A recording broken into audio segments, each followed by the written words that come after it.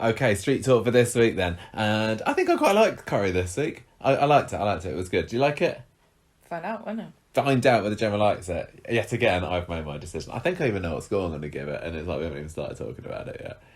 It was good. And we're going to start off with what I personally found the best storyline of the week, which was the Oh My Goth story, which is sadly missing from today's episode. I thought I was really enjoyed all the Asha and Nina stuff on Monday and Wednesday, and sadly we had to... Yeah. I wouldn't say that it was replaced with anything worse on Friday, but I want that momentum. After that, we got... I've called this storyline Pull Over, and I don't know whether that's just supposed to be about, like, pull over or the jumper, or pull over. Like, pull over, says the policeman. But or it might just be all over. I don't know. It's Pull Over is the next story. And speaking of awful... My storyline titles were dreadful this week. Jacob's Badder. This makes me laugh. Or Mule Face, but then that's just a podcast That's reference. a deep cut. That is a proper deep cut. It's not a podcast reference. It was on Corrie, Coronation but I don't think anyone other than podcast listeners have got an affinity. I think memory of Mule don't Face. think you understand, Michael. Those t-shirts were like worth 50 quid each. We have got Johnny Jailbird coming up next, and then a storyline title which could still be used to describe the Johnny story, petering out. Both about husbands that seem to be on their last legs. Doddering Peter's not a husbands. husband. What a great thing for me to look partners. forward to. Ties heads, Alina spin. This is terrible this week. I have put no effort into this at all this week. Although I do like Lovely Gay Dead. Right.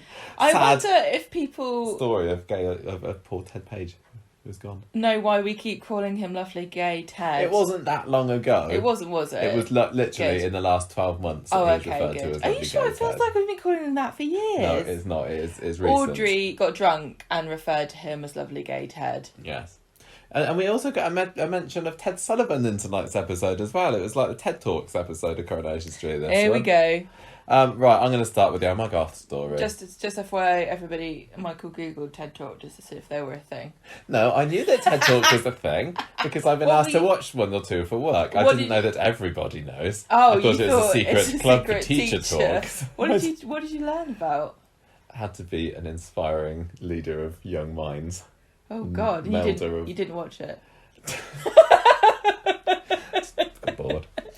Oh my gosh, Gemma, what's been going on at the Alahans? Well, Aadi starts off, although this doesn't really go anywhere, thinking that they should be delivering groceries for the shop. He's not wrong. I am loving you, Aadi. He's amazing. He's Aadi very is what enthusiastic Chesney about used to be like.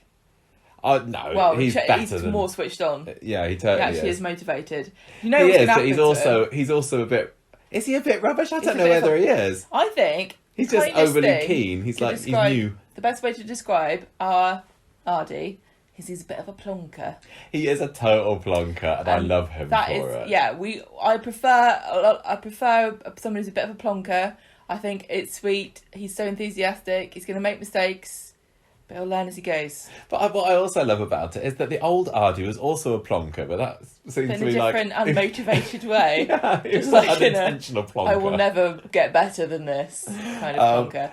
I think this is a good idea because I do remember at the beginning of lockdown, a few tip shops did this around our way. Mm. They started putting like random grocery items on their Well, I mean, lists. back in the day, like corner shops used to do that anyway. We just seen Brendan Scott, haven't we, on classic They did it well Coronation before Street doing his that. bike ride. Well, yeah, exactly, and that was Back in the very beginning of Coronation Victorian Street, inspired. they used to, and they still had counter service, they used to just drop a list around of what they wanted and then they'd box them up and bring it round. Yeah, too lazy these days. We've gone back. Anyway, We've Dev is regressed not to into this society. idea.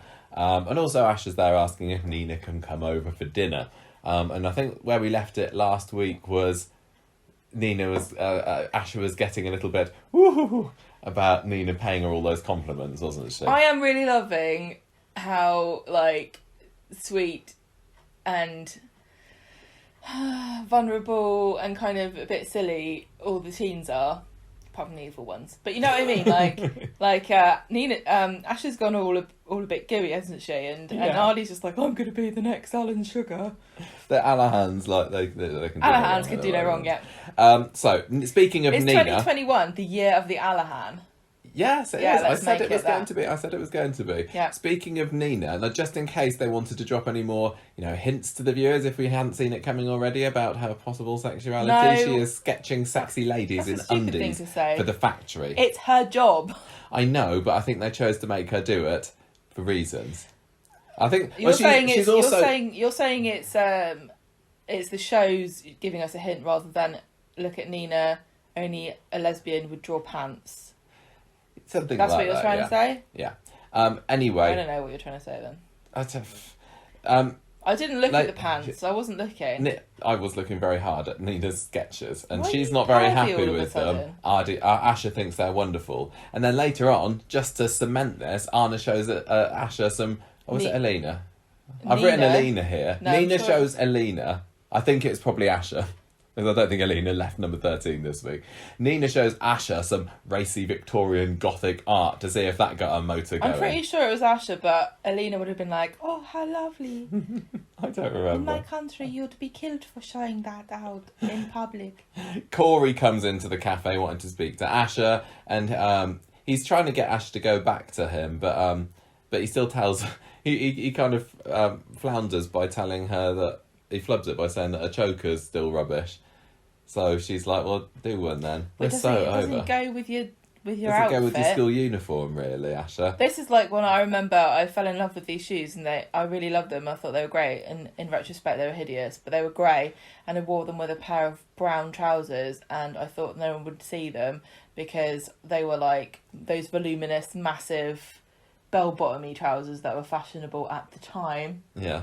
And then I had to get on a stage and everyone could see them because this fabric was swishing around. I looked like a right prat. I also don't understand the logic of wearing shoes that I thought looked good that nobody could see, but we learn, just like Aadi, we learn as we go. I have to say, she can wear a choker, whatever she wants. I'm not going to dictate what women wear, but I did... You better not start, buddy. I'm not Jeff, but I also do not think that the choker looks the best on Asha. I don't think it really suits her with her outfit.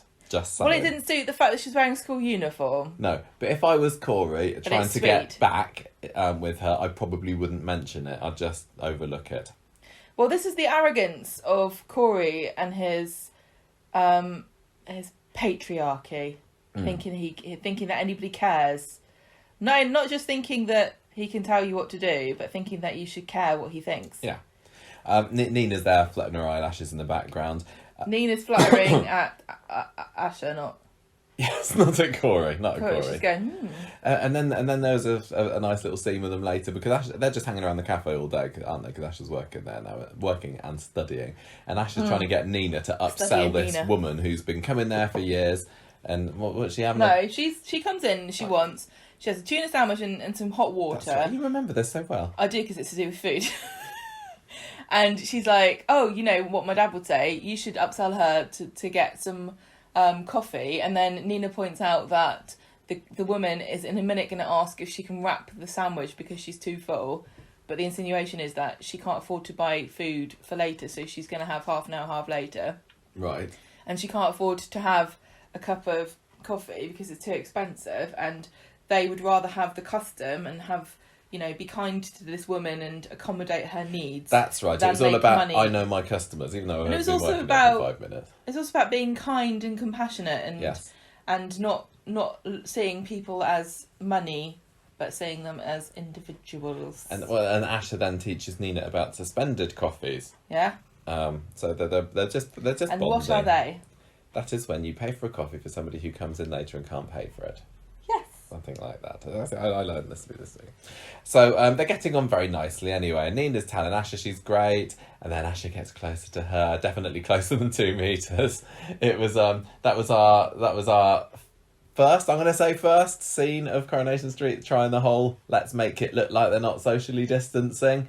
Didn't work. It did not work at all. It was painfully, standoutishly, glaringly obvious that they were just kind of scooting along. Yeah. And they weren't really looking at each other properly. I think somehow. I think how that happened. No, they didn't look like they had eye contact. I think Nina did a better job than Asha. I think Molly was better than Tanisha at it. But I'm not even going to say it didn't look like they were near each other. No. And the thing is, the fact that they weren't near each other, we obviously knew that they wouldn't have been near each other. So that takes me out of it, and then it makes it even more noticeable. Yeah. But it was I hated that. I can't believe how much, also I have to apologise to everybody, that I complained so much about the possibility that they would end up out snogging and whatever, and totally forgot, of course they can't. Let's hope that there is social distancing until they're like completely over each other physically, and they're just like really good. Another couple will come along, Gemma. Just like we are now. Never kiss. Never touch each other. No. 2 meters distance has been maintained in this house for at least 5 years. But apparently they kiss off screen, don't they? It was weird. It was weird. It was. I tell you what, it reminded me of. They had to tell us they kissed. Do you think this? If you have ever played a Japanese game where the story is told to you with a character coming in on the right hand side with text, and another character comes on the left hand side with text, and then they sort of disappear, and then they come back. That's what it reminded me of, like characters bobbing in and out of like the screen and like moving backwards and forwards. Yeah. It felt like they were cut out and they were just kind of moving along, and then they did it again. Yeah, they did. There were a couple of scenes of it, weren't they? And it was kind of annoying because this was like a really an important impactful moment, really important. Everyone's been waiting for this. Some people more excited about the concept of this relationship than other people for different reasons. I don't know how else. I'm kind of annoyed. I don't know how they could have done it. I think so. I saw somebody suggest that they film it behind Molly's head and see Tanisha coming towards. I don't know really, but I mean, to be fair, I think I'm taking they too long. have had 6 months to work it out. Yeah. And this is what we got. Just don't use this technique again because it didn't work. But I think that they used it with David and Nick on the bench today. That was different because I didn't see it. It was split screen, kitchen, but they weren't looking at each other. No, they weren't. And then they spent a lot of the rest of the scene just here's David and here's Nick and here's David and here's Nick. But yeah, we've taken too long on this, but it didn't look good. But I think people, don't do it, Corrie. Even if you work in TV or film, underestimate how expressive the human eye is and how easy it is to tell that somebody's not looking where they're supposed to be looking. And this has been the problem with CG for years, isn't it? Do you think they had a green tennis ball on a stick? Hang over here. Like googly eyes at this. Goth girlfriend, look. Yeah. Anyway, Asha's kind of embarrassed about it afterwards, but Nina doesn't care. She's not fazed by anything, and I love it. Because, she's like, it's cool, whatever. Well, Nina doesn't reciprocate. This is the story. Yeah. And before they can really talk about it, Roy comes downstairs and says Asha's doing so well at the cafe, she can stay on and work here. So basically, they sort of Asha kissed Nina. Yeah. And then Nina was like, "Don't worry about it." Yeah. And then Roy comes in and says, "Gooseberry pie, anybody?" Yeah. So that's it. Anyway, Asha's on cloud nine for the rest of the episode. Basically, Dev's all there saying, "What don't you get any training or breaks or anything?" Asha doesn't care. She gets to spend a day with a new crush, Nina. Wednesday though, the Alahans stuff was fantastic on Wednesday, partly because of Aadi and Evelyn's business review scenes, but then also because of Asha and Dev. They were firing on all cylinders on this, honestly. So they had everything. They had comedy and drama in the Asha household. Yes, they did. Alahan household. So Aadi's preparing to do Evelyn's business review, or Evelyn, as he kept calling her throughout the episode, and she didn't correct him. I really hate this. Why? There should be some universally agreed upon way to pronounce characters' names, because we still get Yasmin and Yasmin. Well, I remember when Evelyn came into it, and a few people called her Evelyn, and she made a thing. It was like, it's Evelyn. Yeah, I don't understand. No, but anyway, because she must have just got used to it. So she's not very particularly thrilled at this prospect, obviously, but Dev says that she needs to grin and bear it. Asha's there texting away as well, and Dev seems to think that it's Corrie that she's chatting to, and says he's bad news. So we get to see these brilliant scenes with Aadi reviewing Evelyn, and I mean these are a concept that just kind of writes itself, and you could just that I don't think you could have gone wrong with this. So it is him there with his clipboard, Evelyn giving him withering glances, him asking her ridiculous questions like, where do you see yourself in 5 years' time or something. It was brilliant. It was brilliant. Asha, meanwhile, is going to the cafe. Nina's acting all flirty with her, coquettish, I think you said. One thing I really like about Aadi is that he obviously believes in himself. And I think that Andy Hussein's really good at playing him.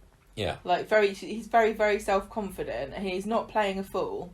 No, he's not. He's doing a really good job. Then we have the big scene, don't we, with Asha and Dev. So he comes home and sees her putting lip liner, or was it lipstick? We said it was lip liner, I think. Doesn't matter. She's making herself look all pretty, and he thinks it's for Corrie. And he can't even pronounce Corrie because he calls him Corrie, doesn't he? Yeah. She's like, are you getting ready for Corrie? She's like, yeah, I'm in it already. It's too late for that. She confirms that she is indeed seeing somebody, and it isn't a boy. It's a girl. It's Nina. Dev's reaction. It was just great. Now, we made fun last week of how Dev would react to the news that his daughter was a lesbian, and we'd said that he'd be she doesn't identify as a lesbian. We said he'd be like singing it from the rooftops like Sally, but it was played perfectly, the awkwardness, the embarrassment that I know I need to say the right thing here, but I don't know what that right thing is, and he was all kind of clammed up, and he was like had his hands in front of his face, and he's like, so you a lesbian now? And this is where Asha says that labels are so passé. I'm just me, and I just like this girl. So whatever. Nina's bright. She's her own person. She's brave. She's kind. Yada yada yada. Find me a boy that could have even one of these qualities. And anyway, we've only kissed once. He cringes even harder. He's just finding it very, very difficult to take in. And she says that like she feels happy for the first time in ages, which he kind of takes to mean that he's been a rubbish dad, and it's so sweet. And she says, "No, you've been a great dad." Really, really, really, really lovely stuff. Scenes of the week for sure. Then we see Corrie again in the cafe later, and he wants to go and see Asha and say sorry about being an arse yesterday. Wants to check that she's all right, and he kind of heads off seemingly forgiven. I don't know whether that's the last we're going to see of Corrie, or whether he's going to get a bee in his bonnet when he finds out about Asha and Nina together. I reckon he's gonna spread rumours about them. I think he's gonna find out that they're together. They're not going public, are they? No, I know exactly. So I think he's gonna like find out. He's gonna watch them or see them doing something, or intercept a note or something, and then he'll ridicule them. Yeah, it wouldn't surprise me. Especially on the internet, you know what he's like with that. Great at it. So Victoria Gardens, they have a little meeting up later, Asha and Nina, and she tells her about... meeting. A date. It's a date. It's a business meeting about her performance management. Asha's is very kind of forward and is almost, drawing up the wedding list at this point, but Nina's just chill about it, and she just wants to keep it on the down low. They will take it nice and slow, and Asha seems... Asha's happy with this arrangement. Yeah, it is basically. Come for tea. This is definitely what's the word I'm looking for? Developing in a different way, the way I thought, really. Oh yeah, totally. And the same with Aadi as well. Didn't we say that Aadi was potentially going to not be happy with his sister dating Nina? Yeah. And actually that would have been stupid, because they're playing Aadi to be such a nice guy at the moment. Of course he's going to accept them, but she did. It feels like to me there's no way on TV to sort of react to a character revealing they're gay or saying that they are into members of the same sex. It's not like a bit cringe, because Aadi was like, well, good for her. It's like, what do you mean good for her? It's such a weird thing to say, isn't it? Yeah. But you have to say something, because it's still a, there's still a taboo, isn't there? There's still like even Asha doesn't want to say that she's a lesbian because it's too early really to say. But like you would never say, oh yeah, so-and-so straight. Oh well, good for them, would you? No. Like it feels a bit patronising. But obviously, it still is something that is a really important milestone in understanding who you are and what you like. Yeah, milestone is right. Yeah, it's like if you suddenly realise that you like cannelloni and not lasagna. Good for you. So we get to see another scene of the Evelyn and Aadi review later, and she gives sarky answers to all his questions, grabs a bottle of wine. Oh no, what is it? A little bottle of gin or something. Leaves, but not before telling him he needs to get out more, which was brilliant. And this is when Dev tells Aadi what's happened. Yeah. So Dev's all he's at sixes and sevens because he wants to make a good impression, but he's also a little bit embarrassed and. No, he wants Nina to like him. Yeah, he does. This was sweet. It's like, I didn't even think of this. Because he wants to find out what Nina's favourite cake is.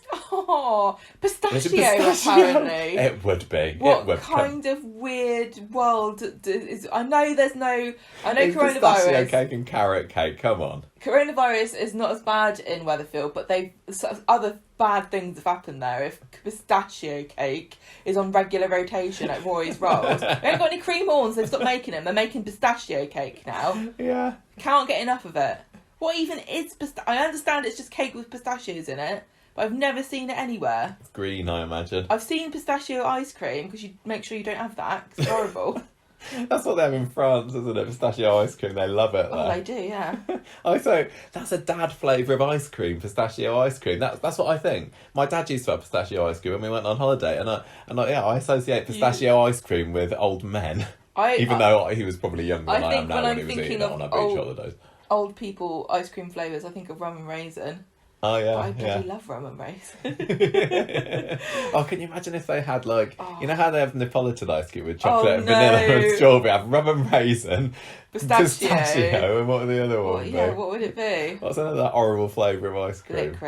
Licorice ice cream. I've never heard of such a thing. Anyway, that's basically it, isn't it? They have tea together, and then Dev and Aadi go back to the shop so that they can leave Nina and Asha to have some girl time alone together in the flat, in the house, I mean. In a week where... Oh no, we missed the scene. There was a nice scene with Dev and Roy, wasn't there? Roy, oh yeah. That was lovely. There were some really, really nice character moments this week. The Jenny and Rita scene tonight, fantastic. Dev tells Roy what's going on, and he obviously didn't know. Mm. Well, no, but he's because also really, let's face it, the girls didn't know until this week. No. Roy's also very chill about it. I mean, and he didn't have, the most conventional of relationships, did he, with Hayley? So he knows about what it is to accept, views that aren't the traditional or, whatever. Well, it's really refreshing to have a coming out story in Coronation Street that's not angsty and sad. Refreshing is exactly right. That's what I immediately typed down in my notes document. Look, refreshing. It was fantastic. I couldn't have imagined a more satisfying coming out scene, but it because it wasn't, was it? No. It was just perfect. That she didn't want to label what it was, which I guess makes sense because it's too early for her to really know. Yeah. But I really liked how Dev reacted. He basically broke down in tears. Right. But it was more a case of I'm scared about what this has totally confused me. I'm worried I'm a bad dad. Have I done something wrong? And it's not because he thinks being gay is wrong or he doesn't want Asha to be gay. It's because it was such a surprise to him and he doesn't really know how to react and he's not quite sure what's going on. And it is a negative reaction, but it's also an honest one. Because I think that some parents, when their child reveals to them something about themselves, might know already. Yeah. And be prepared and just be waiting for it to be brought up and ready to support the child. But when you this kind of came out of nowhere and he was not at all ready for the information. I just thought it was a really honest and it's still, I always say this about you got to meet people where they are and not everybody is on the same level, about acceptance of things or not even accepting things. It's not in their radar. It's not on their it's not on their kind of...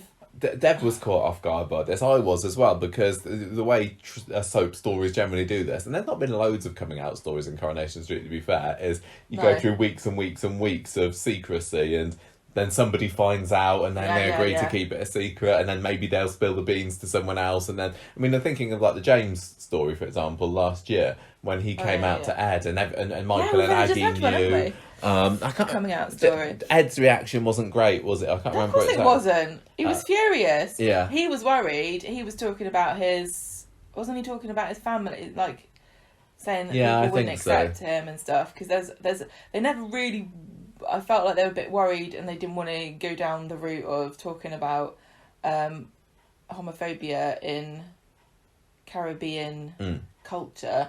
But from what I've heard, not experienced, but I've heard people discussing that there is strong kind of undercurrent of homophobia. Yeah.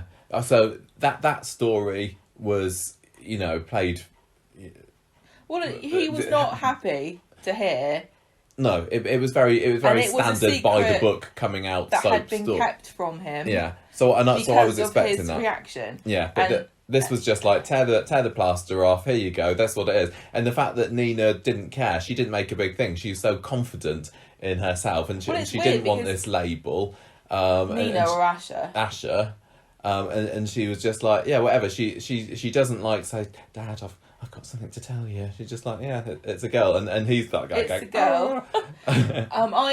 She was saying she should have got out the pink balloon. She's saying at least I won't get pregnant, which I thought was really funny. And then I think the next scene is her swanning down the stairs, just like she's just so high, she's just so proud of herself that she's said it. And... Well, if there was always something that she didn't really understand about boys, and is this really what I'm supposed to be thinking? Like, I guess so.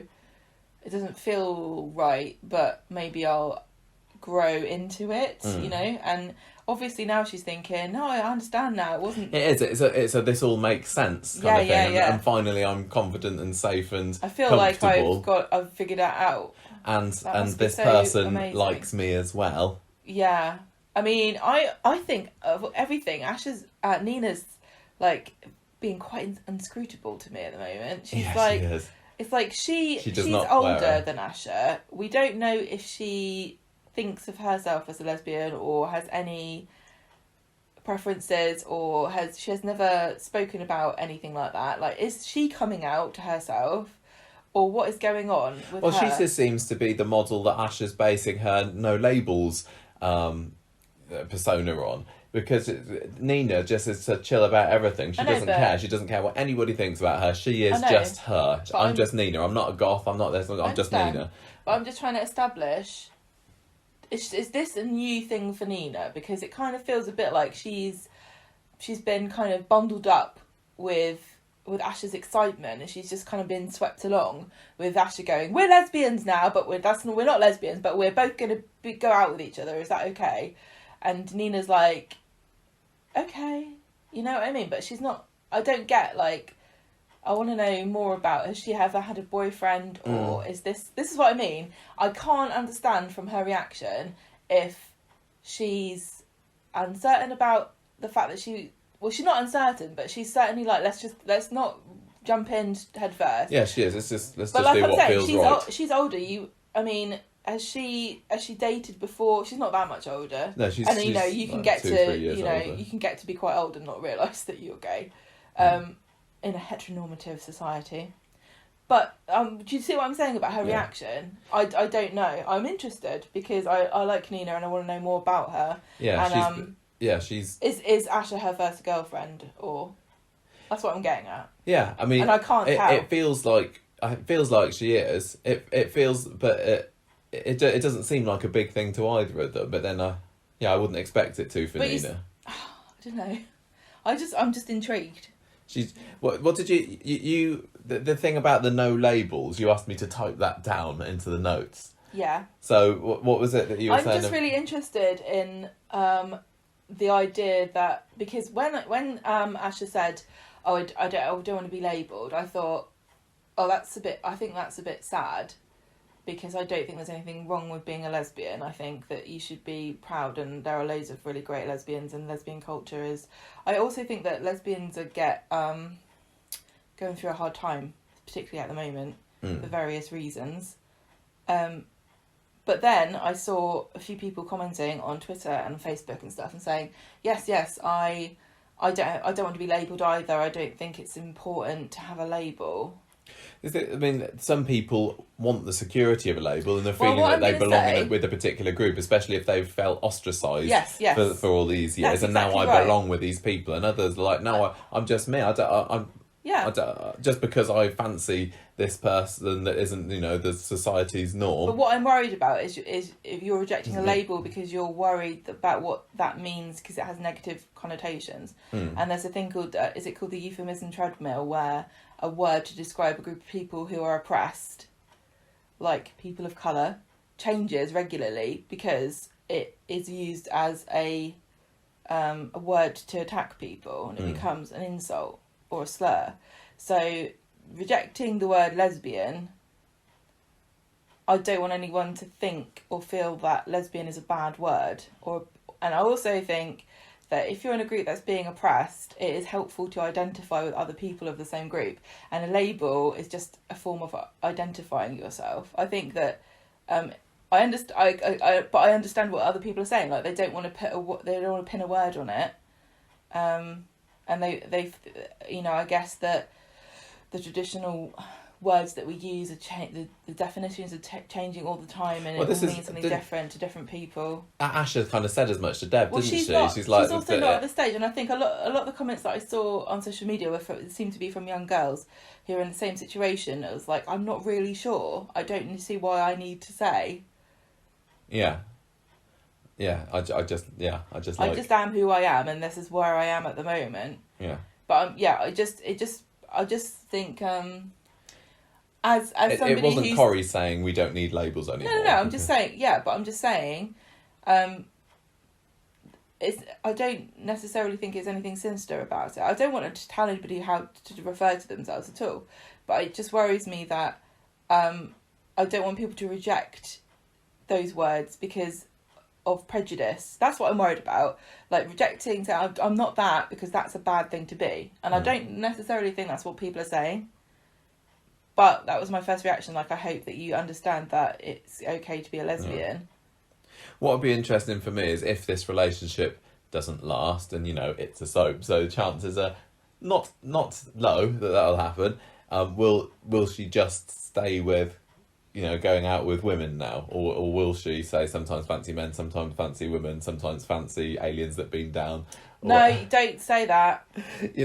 Because it could be really interesting to have a character, because Coronation Street hasn't really gone very much on the whole bisexuality thing, have they? This is the other thing that's a bit of a weird thing about Coronation Street, is that they really do not want to have bisexual people in Coronation Street, but they have had quite a few of them, and they always say, I don't want to label myself, or I just happen to be a straight woman who's fallen in love with a woman, or like Marcus, I'm a gay man who's fallen in love with a woman.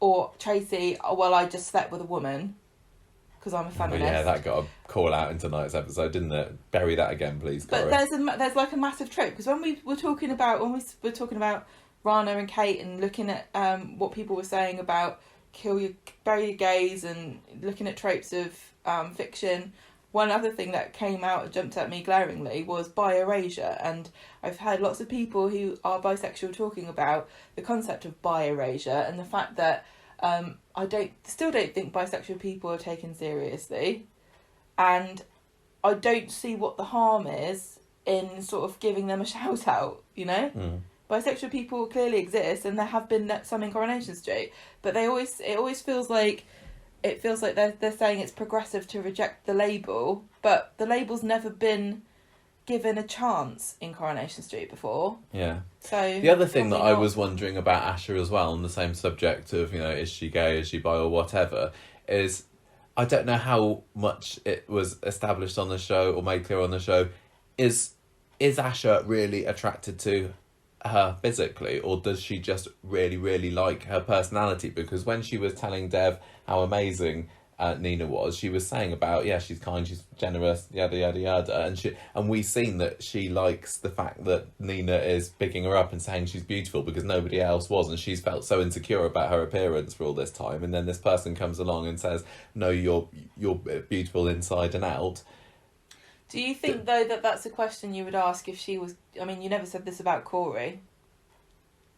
No, I know. But isn't it interesting that that's the question that we wonder? We've not seen... I mean, it was Nina was the one that was doing the sexy lady drawings. We haven't seen... although Asha did have the picture of those Bollywood actresses on her wall, didn't she? And Dev tore them down and she got very upset about it. So maybe now we know why. It's all coming out. Well, look... I don't know. I think it's possible to be attracted to somebody romantically before you're attracted to them physically. I'm not really interested in the answer to that question, to be honest. Because the physical aspects of any relationship on Coronation Street I've always found a bit boring. It doesn't feel like Asha has been secretly lusting after women for all this time. It feels like she's just kind of discovering it for herself. There's been no hint, I would say, up until this point that she's not into boys at all. But she didn't know. No, she didn't know, and it's really uncomfortable to talk about this because I'm trying to put myself in the mindset of somebody who not only is a different sexuality to me, but also growing up in a completely different generation. Where, you know, we're talking about, you know, being gay, bisexual or lesbian, and the people of Asha's generation, probably people that are listening, probably, you know, there's a range of different reactions when they hear those, you know, labels, and some of them will be thinking, I find that offensive that you want to pigeonhole me into an identity that I don't accept. You know, maybe they don't even want those words. But like when we you know, how we've grown up is like that's how you talk about things, and it is helpful to be able to talk, to be able to name what it is that you're talking about, because the definition, you don't have to define everything all the time when you're talking. And you know, you've got gender spectrums now, and people saying that they're attracted to different manifestations of gender identity, or saying they don't have a gender identity at all, or, you know, being non-binary, and etc. I guess the labels kind of becoming outdated, aren't they? And you know, it's tempting to want to put a label on something so you can talk about it and understand it, especially in a podcast, because that's what we're trying to do. I'm fascinated to see where it goes. It was such a shame that story didn't get any more mileage on Friday, because I just want it to be in every episode now. I want to see them relate. I want to see them get on. I mean, they've been really nice friends up until this point, and I've seen some people complain that why do they have to turn a friendship into something sexy. I want to say something about that as well. I would have agreed with that. I think I really was hoping just to see a really sweet kind of mentor relationship, like between two girls, but the thing I will say is that this is a story that means a lot to a certain group of people. When you're talking about representation and you're seeing yourself on TV, we've spoken about it lots on the podcast, it is important, it's really important. And, you know, the last time we had a lesbian couple on Coronation Street, they were somewhat controversial. They did not have a good time. Their entire existence was just drama and trials and tribulations. It wasn't really pleasant. I don't even think the fans enjoyed watching a lot of their... It would be so refreshing if this was just normal and they didn't have a thing. I mean, it clearly feels... No, as in, no drama. Yeah, but I know, but I don't want... But Corey's clearly going to find out about it, I would say, and then make a big fuss and attack them. But I just kind of want them to rise above it and just say, no, we're just normal, sod off. The thing and is then get on with normal relationship the problems. thing is, you have to understand, though, about a soap, is that if you want a normal, boring relationship, and by that I mean the sort of thing that we've been watching on Coronation Street for 60 years, I'm not saying that being gay isn't normal. Being a normal, boring couple where nothing happens, you're not going to get a lot of screen time. That's the difference. And I think that... But they need to have dramas that aren't at all related to their sexuality. Yes, I agree. I think that's what we've both come to the conclusion to say. Yeah. And Rana and Kate never had that. No. And for example, a really good mould is like the Imran and Toya relationship, where they have the odd spat or whatever, but they're it's about them as a couple, not about them, them versus one another. But and that's why I like Tyrone and Fizz as well. They're just normal and a bit you're boring. using the word normal a lot, and this is kind of triggering me. No, to worry that you're kind of insinuating. No, I'm saying that's what I'm just hoping that people aren't taking that the wrong way. No, I'm not meaning it the wrong way. I just want to see a boring, but not boring, domestic. Domestic is a kind of good. I don't know. Yeah. Anyway. But listen, really there will be a bit of drama. There's going to be people's reactions. Will be. I'm glad that they're going to have Aadi on side, I think, because I think it feels like Corey's going to kick off, Aadi's going to beat him up or something, going to get himself into trouble. I don't know. But I'm just really, really fascinated to find out. I'm very pleased. Great on all. I think on this all is sort fronts. of turning out as much better than I. Yeah, I was looking forward to it. Yeah, I know. But I mean, to be perfectly frank, when I saw that this was going to happen and they were going to be a couple, I was like, okay, they're going there, fine, whatever. It'd be nice if they were just friends. They called this out for months. Yeah. But now it's happening. I couldn't have pictured it any more satisfying than it has been so far this week, and I hope they don't screw it up. I think I'm just enjoying it because there's not lots of kissing. You just don't like I think I'm on-screen kisses. Am You're I like a massive prude? See, people probably want to come at me and say that I'm a prude or like be mean and or say that I'm homophobic and I don't want to see girls kissing, but that's not the case because I don't want to see anyone kissing. But they're just discriminating against me because I think I'm asexual. Don't say that to your husband. Right. I'm coming out as asexual. You have to get another bedroom. Good luck. Good job we're moving, isn't it? Yeah. Right. Let's do the other storyline of rampant homosexuality. No. Pull over, Gemma. Oh, I don't want to be in this podcast with you anymore. Yes, you do. You love it. You're digging holes for me and I'm falling in them. Go on. Let's find out what's been going on with Paul and Todd and Billy. I don't really like this storyline. Lots of people don't like this storyline. I've seen boring. An awful lot of criticism of how dull this is online and just like how over it everybody seems to be. But we need to say what's happened here. There's a car crash not a car crash. Somebody gets hit by a car and everything in this story. It's so exciting. Oh gosh! On Monday. Go on, Gemma. You can do it. Todd wishes Paul luck. Because he's going to court with Billy. Oh, yeah, because he beat that guy up because he thought it was Will's dad and it wasn't. Yeah. And he says, I'll come. Exciting. I'll cheer you on. And then he's like, Will, come and do mischievousness. And then they have the court case and the judge is like, look, I know why you hit the guy because it's in the script, but, it's going to be in the script again. And I can't rule out that you wouldn't just hit him again. If it's written in the script, it seems like you just do it. And Paul's like, you're right, Your Honour. I'd do whatever it says as long as it's written in little black and white text. Meanwhile, Will's loitering in the ginnel, on the phone to Todd. He's going to break him. A crow bars his way into the house. We find out Paul's got 12-month community order, 130 hours of unpaid work, and 20 hours of what he called anger management, which sounded like hanger management, which is when Marie Kondo comes and makes you throw away all your t-shirts.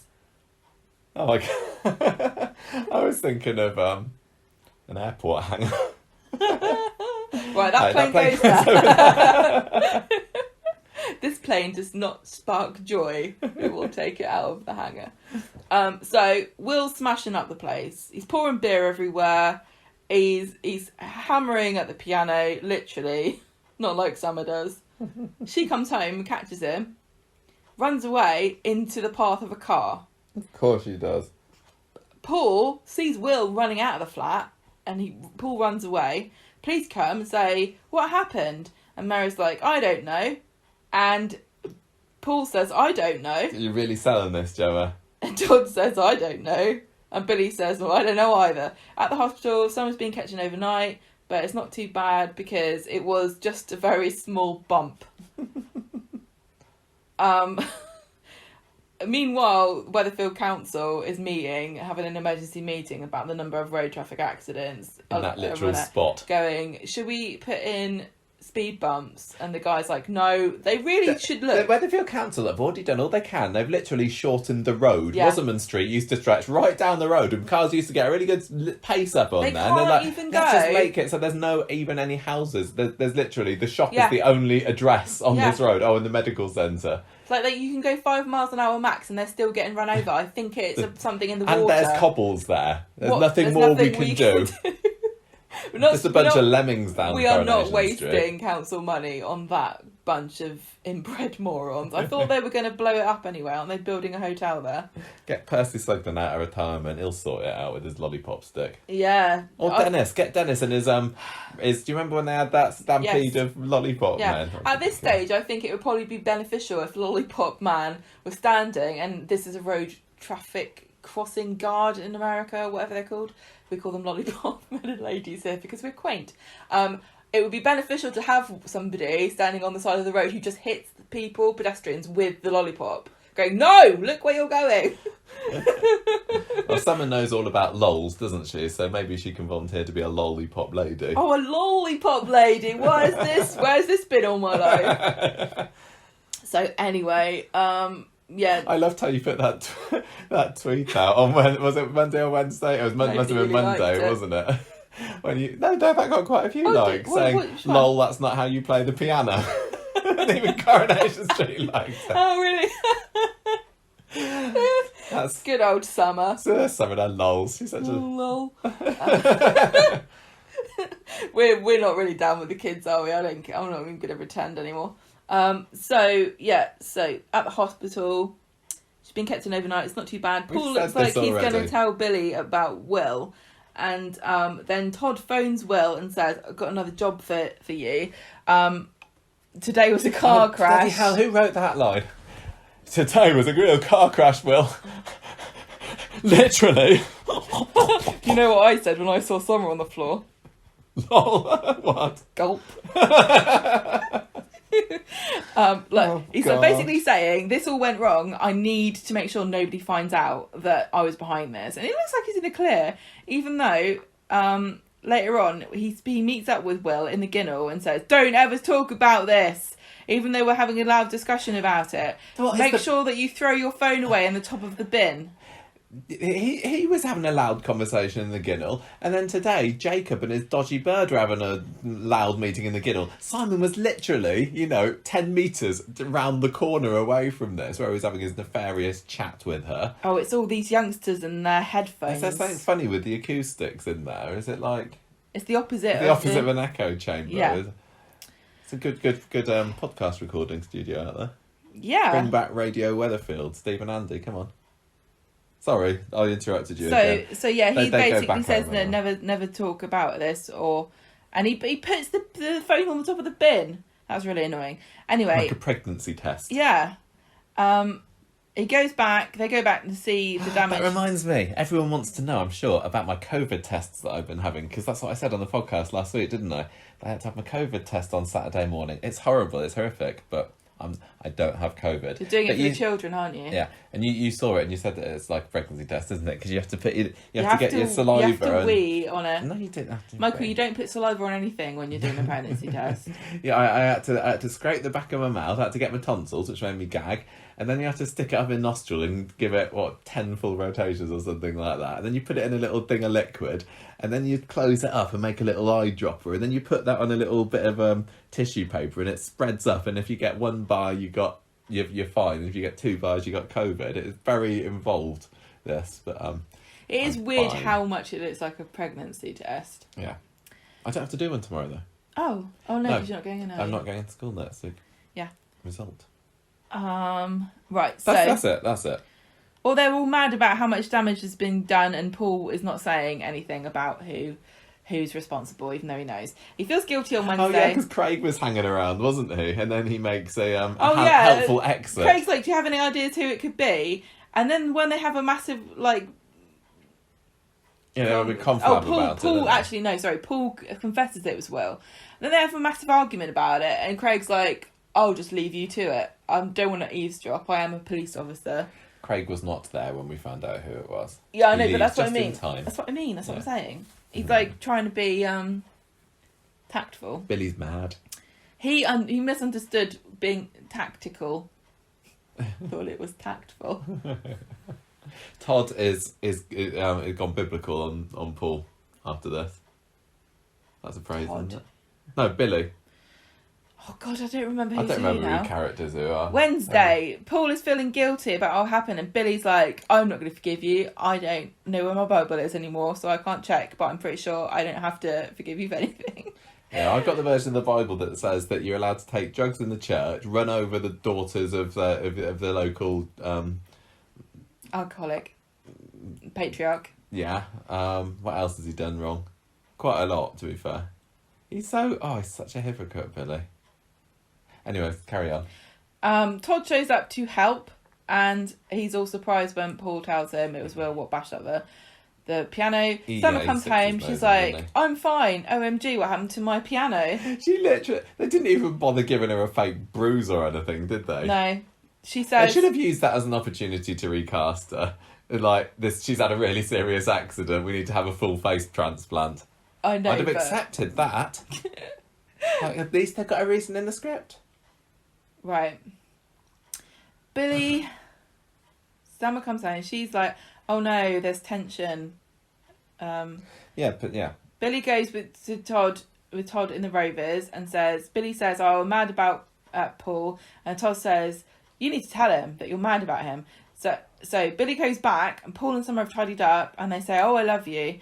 But Billy says, Summer is my priority, and says, you need to be more good around the house and not bring back things. Just like, for example, this reminds me of, I can really sympathise with Billy here.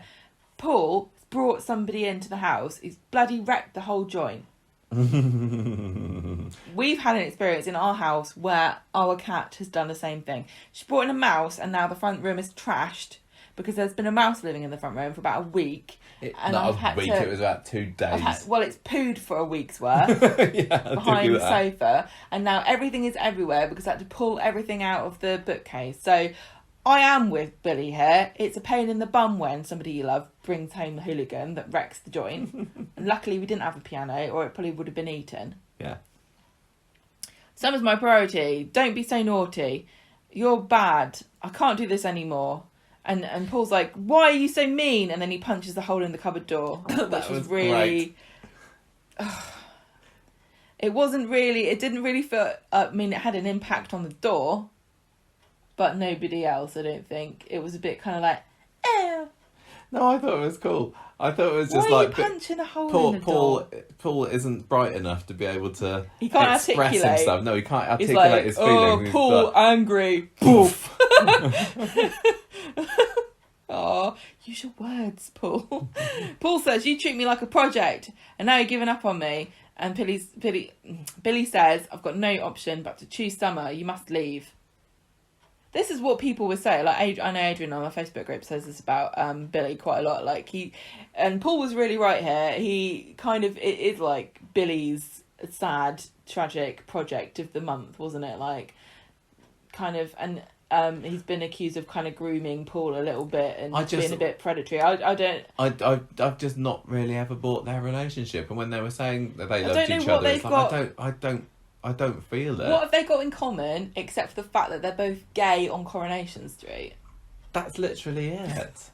That's not really a convincing... I think that, I mean, they're both supposed to be nice. Billy's supposed to be nice because he's a vicar / archdeacon. Yeah, I don't he's think an Coronation archdeacon. Street know the difference because I think they were like... He's exactly the same now as he always has. The storyboarding was like, Billy becomes archdeacon, and then in brackets it's like, look up what is archdeacon. Yeah, we'll and get nobody's back to that. like, we'll do that later. Yeah. It's not important yet. And Paul is supposed to be nice, isn't he? I mean, I know he's a... But what do you mean by nice? Everyone's nice. He's supposed to be a bit Nice abrupt with a heart of gold. Word.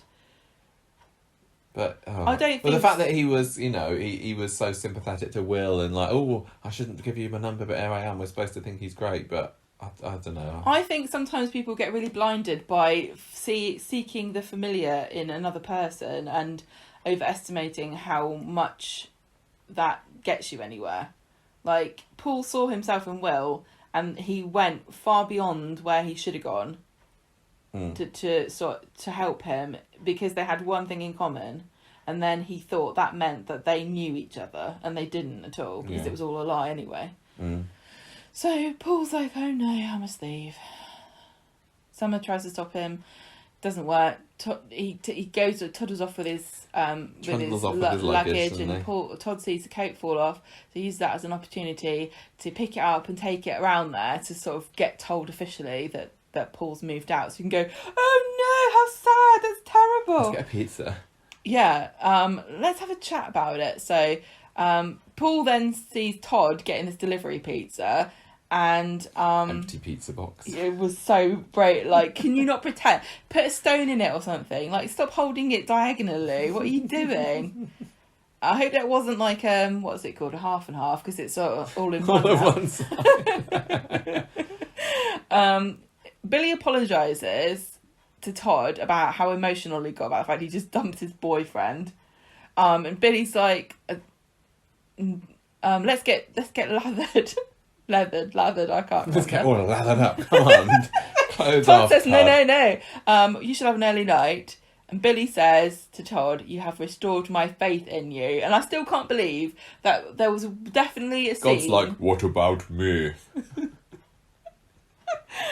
There was definitely a scene where Billy was like, I've got Todd's number. He's just going to try and break us up. You can't trust a bloody word he says. He's manipulative and evil. And he literally, the next day, was like, what? What did I say? I don't remember that. Yeah, it has been very inconsistent. And he's just been so gullible. And literally, they've all just played into his hands. And, you know, at the end of the day, when they're so easily manipulated, you can't help but think, I guess you had it coming, lads. Yeah, exactly. It's a totally case he had it coming. He's asking for it. So Todd gives Paul the coat back in the pub, and he hangs around sympathising with him as well. He's like just playing everybody. He's looking a little bit. Honestly, at the end of that scene, I watched it again yesterday, and it did look like Todd was feeling a bit guilty when Paul does his "woe is me" act. Oh, that's acting, that is, isn't it? It's good acting. What, from Todd or from Gareth Pierce? Gareth Pierce doing layering of acting. No, but I honestly did think that he was feeling a bit guilty. It's like, oh, I've gone a bit too far, really. Paul says, this was my fault. I shouldn't have let Will into my life. And Todd says, you're not responsible for what Will did. And Paul says, then who is? Oh, so one of the great questions of our time. On Friday, there's just this... Paul's upset about Billy, and he had a staircase... No, did you... Oh, God. Sorry for my notes. There's a staircase that was made of jelly. In his dream. It represents... Dunno.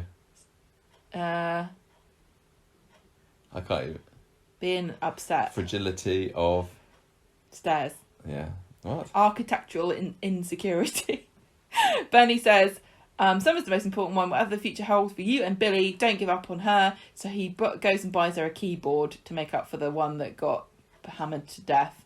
Billy's like, oh, how touching. Paul says, I will still want to see you. Billy's like, And then he wants to see Summer. Yeah, sorry. And Paul drops around, and then Billy and Paul, I thought they said beach scene, but it's a bench scene. Billy and Paul have a bench scene together, and Billy says, I feel guilty about not saying you could see Summer, of course you can. And they're like, oh, that's nice. Oh, phew. See, this is probably like one of the few times on Coronation Street that's ever been acknowledged when a character breaks up with somebody and then acknowledges the offspring who are now going, like, one minute they're like, let's go to the park, kids, and the next minute they're like, you're dead to me, never speak to me again. Yeah, but the problem with this, I think, is that I don't think we've really seen tons of Paul and Summer bonding with Summer. Can I just also say that according to Todd, like, officially, on record, we've now got, according to Paul and Todd, the best thing about dating Billy is Summer.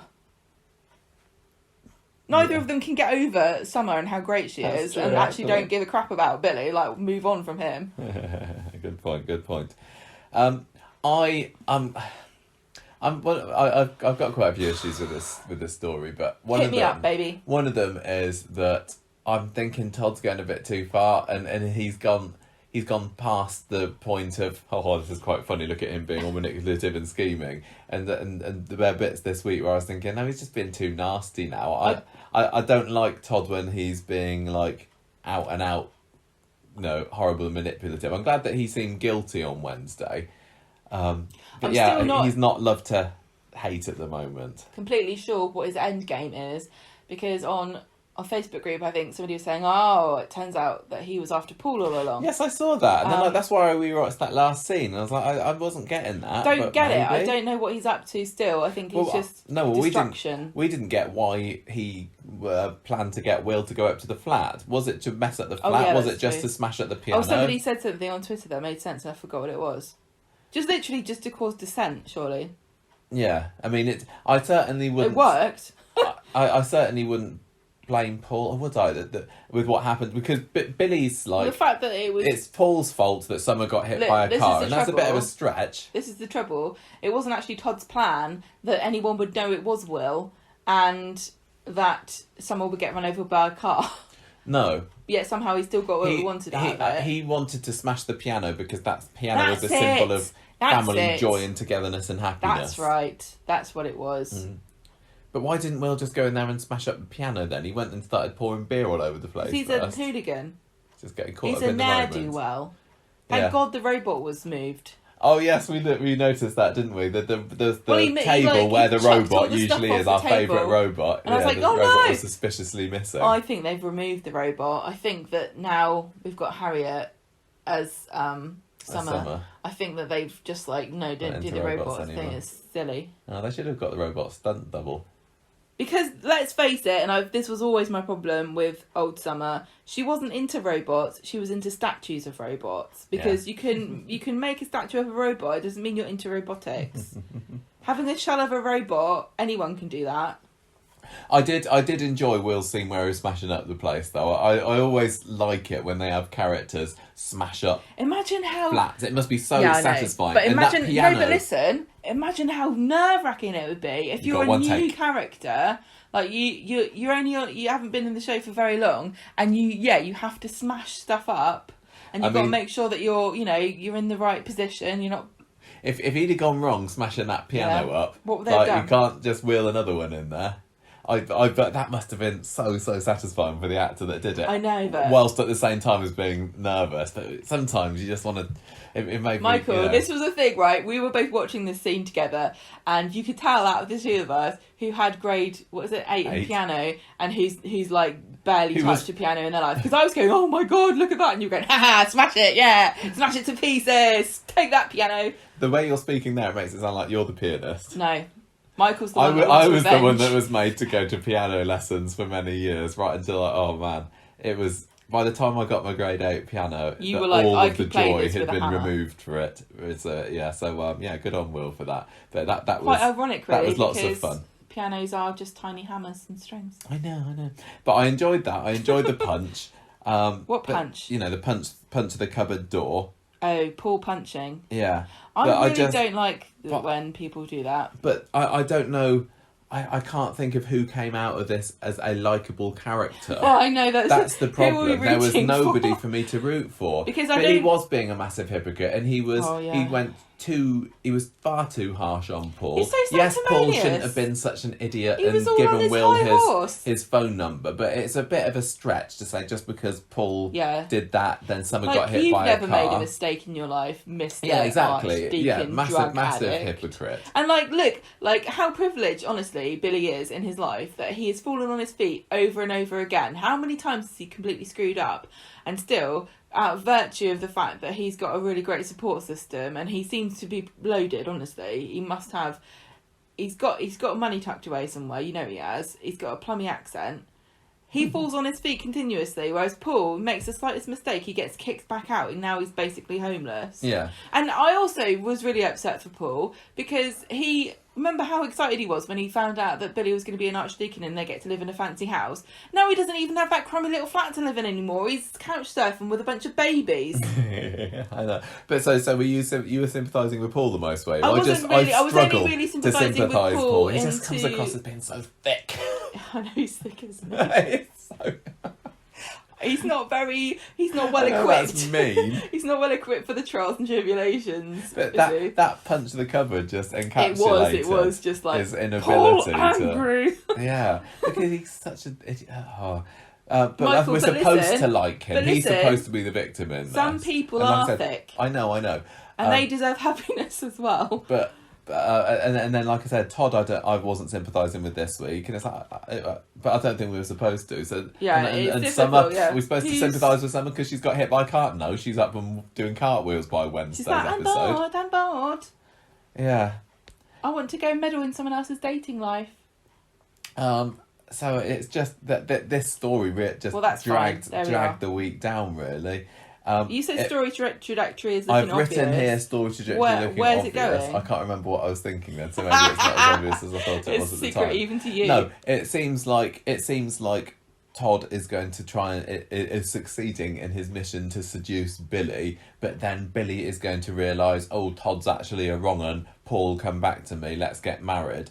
That's where it looks like it's going to be. Yeah, you did say to me when they were having the fight, you were like, so they're going to get married by the end of the year. Yeah, basically. And that's a shame for me because I just don't think they're particularly well suited to each other. Really. I'd rather Nina and Asha got married. I totally would rather. Yeah, I think they're a bit. Well, they're not too young, but they're not too young. But it's a bit too soon, isn't it? Little bit too soon. But can you imagine how beautiful they would both look in Hindu wedding garb? Because remember when Sunita. Well, remember when Sunita and Dev got married? They had really nice outfits, and I think that if they're sort of embarking on a kind of new millennium relationship where they're mixed race, don't put a label on it, but they're gay, gay married, which you couldn't do before.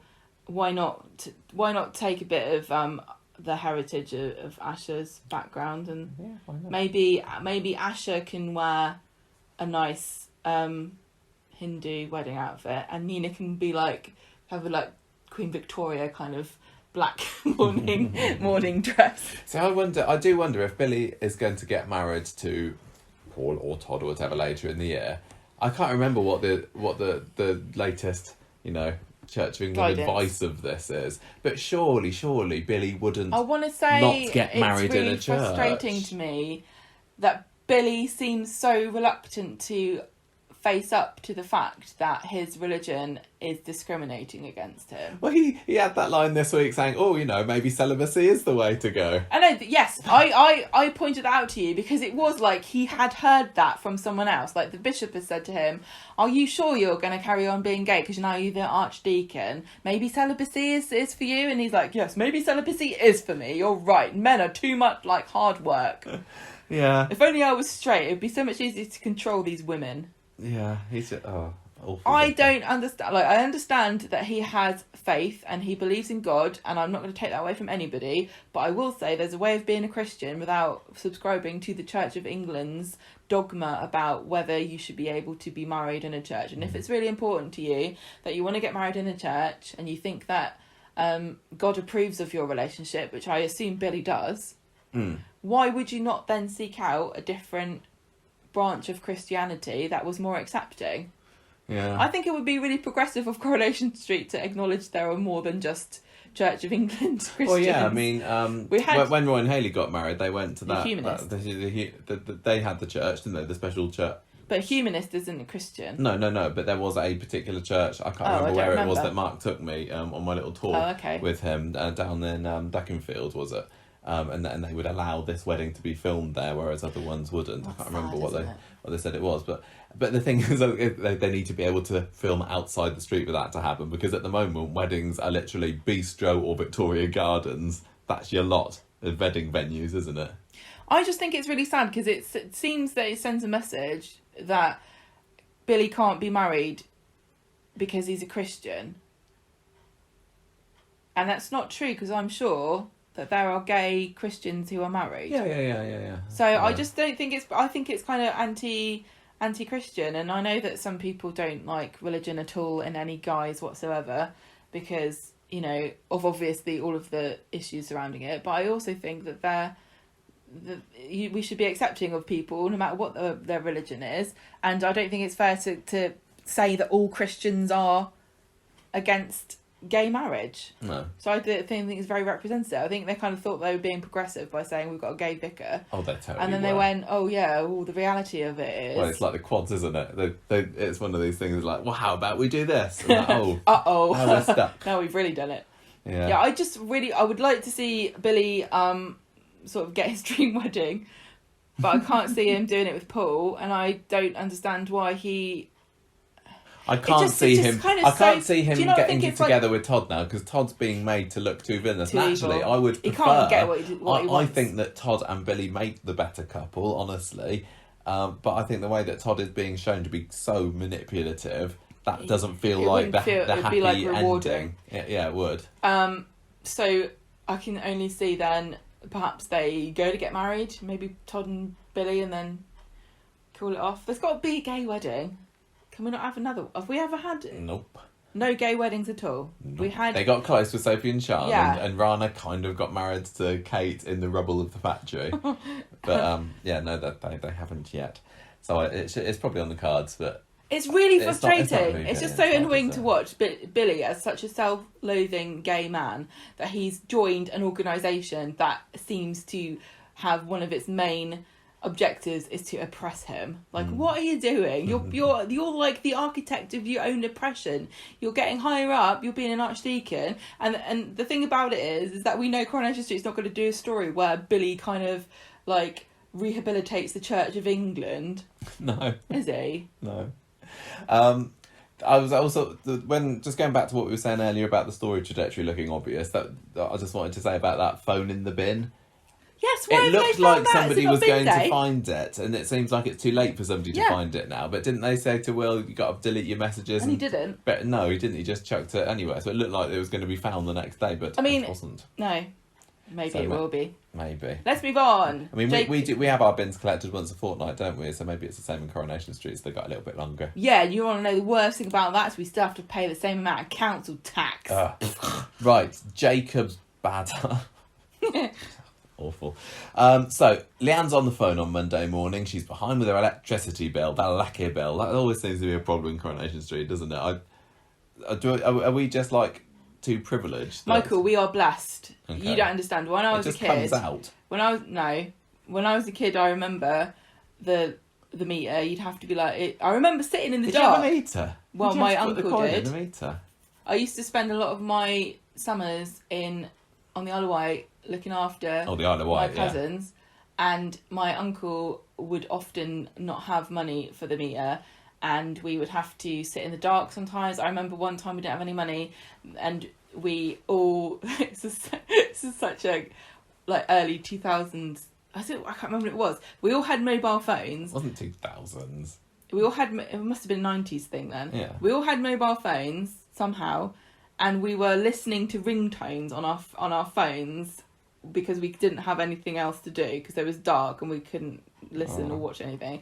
And I also remember that he had, when we went to go to, because the Isle of Wight is quite big and it's a bit rural, and to go shopping you'd have to like go to a different part of the island in your car, and he could only afford £5 worth of petrol, and every time we go he'd put the £5 of petrol in the car and then we'd drive back, and that was all he could afford to do. So when I see stuff like this happens. Electricity bill, like you got. But Leanne lives in a swanky flat, but she isn't working. We've known, haven't we? So... Well, you know, I think you had quite a not posh, but you were always secure, weren't you? Like you never worried. Like I remember worrying about money all the time. I remember watching my mum cry because I broke a vase. We couldn't afford to replace it.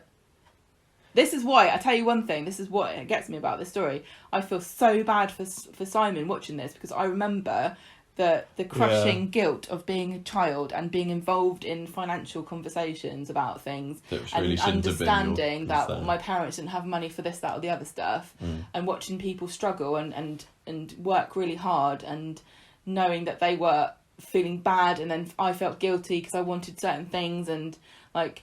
accepting. I remember like my grandparents buying me stuff and my mum and dad making me feel bad about it because they said it was too much money, you know. This makes me feel bad watching this. I feel so sorry for Simon because he's pretty. I mean, he's quite old, you know. He's not a young kid, but he's still being forced to confront problems that should be far in the distance for him, and he should also be able to rely on his parents to provide for him without guilt tripping, without having to resort to becoming a drugs mule, which is what goes on. He did. Yeah, I will say, I don't want anyone to get the wrong impression. I had a really great childhood, and we weren't always like, and it was part of my family that had more troubles than I did, so I totally were more privileged than they were, but we never resorted to selling drugs. Well, this kind of sneaks up on Simon over the course of the week, doesn't it? Because we get to meet his new chip shop. I'd forgotten that Simon worked in the chip shop, did you? When he was hanging around out there, I was like, oh, okay, so he works there now, does he? And we don't get to see inside the chip shop, of course, because we haven't seen that for like 15 years or so. But he has got a new friend that works there, Jacob Hay. And I'm sure that's going to be right for some kind of storyline title with Hay. Hey Jude. Yeah. That's all I can think of. So this Jacob seems to be loaded and just chucks Simon £60 because they're mates and says, oh yeah, just pay me back, whatever. And R. Kelly comes along. Now she seems to know Jacob, and as the end of the week come along, we still don't really know the extent of that. There's a little bit more on Wednesday, but she kind of warns him off. Yeah, and we get the idea that Jacob's a bit of a wrong un. So Simon goes home at the end of the episode and he's sorted out the bills. He's got a prepaid meter for the flat, and Leanne's chuffed with him for being so grown up about it. So she's not slept on come Wednesday, and Simon's kind of chipping her on, and he's doing the breakfast and everything. He's tidying up. She can't be doing with all this. Heads back to bed because she's still in hermit mode. Simon. Oh, this is terrible. Simon goes to work. When your mental health is affecting your children, I totally understand that she's grieving and it's really hard, but I just can't. I'm really hoping that I'm really upset with adults that allow their mental health issues to impact on their children. I've got to touch wood and everything, but this story seems to be like the making of Simon. I've actually got, over the few weeks, got a few newfound respect for him. He's taken on, taking the reins of the family, isn't it? And he's sorting his mum out, which is lovely, rather than beating her up like he used to do. It's really hard watching Leanne struggle, and it's very easy to say you should just get help when she obviously is not in her right mind, and it's just really frustrating because you know that she knows that she should not be putting all of this on his shoulders, because he's paid the electricity bill and he's got a blooming prepaid meter. This is another thing that upsets me, because we had this like in my uncle's house. It is more expensive, and it puts a burden on you, because you've got to keep filling it back up, and it costs more money. And this is how people get trapped in cycles of poverty,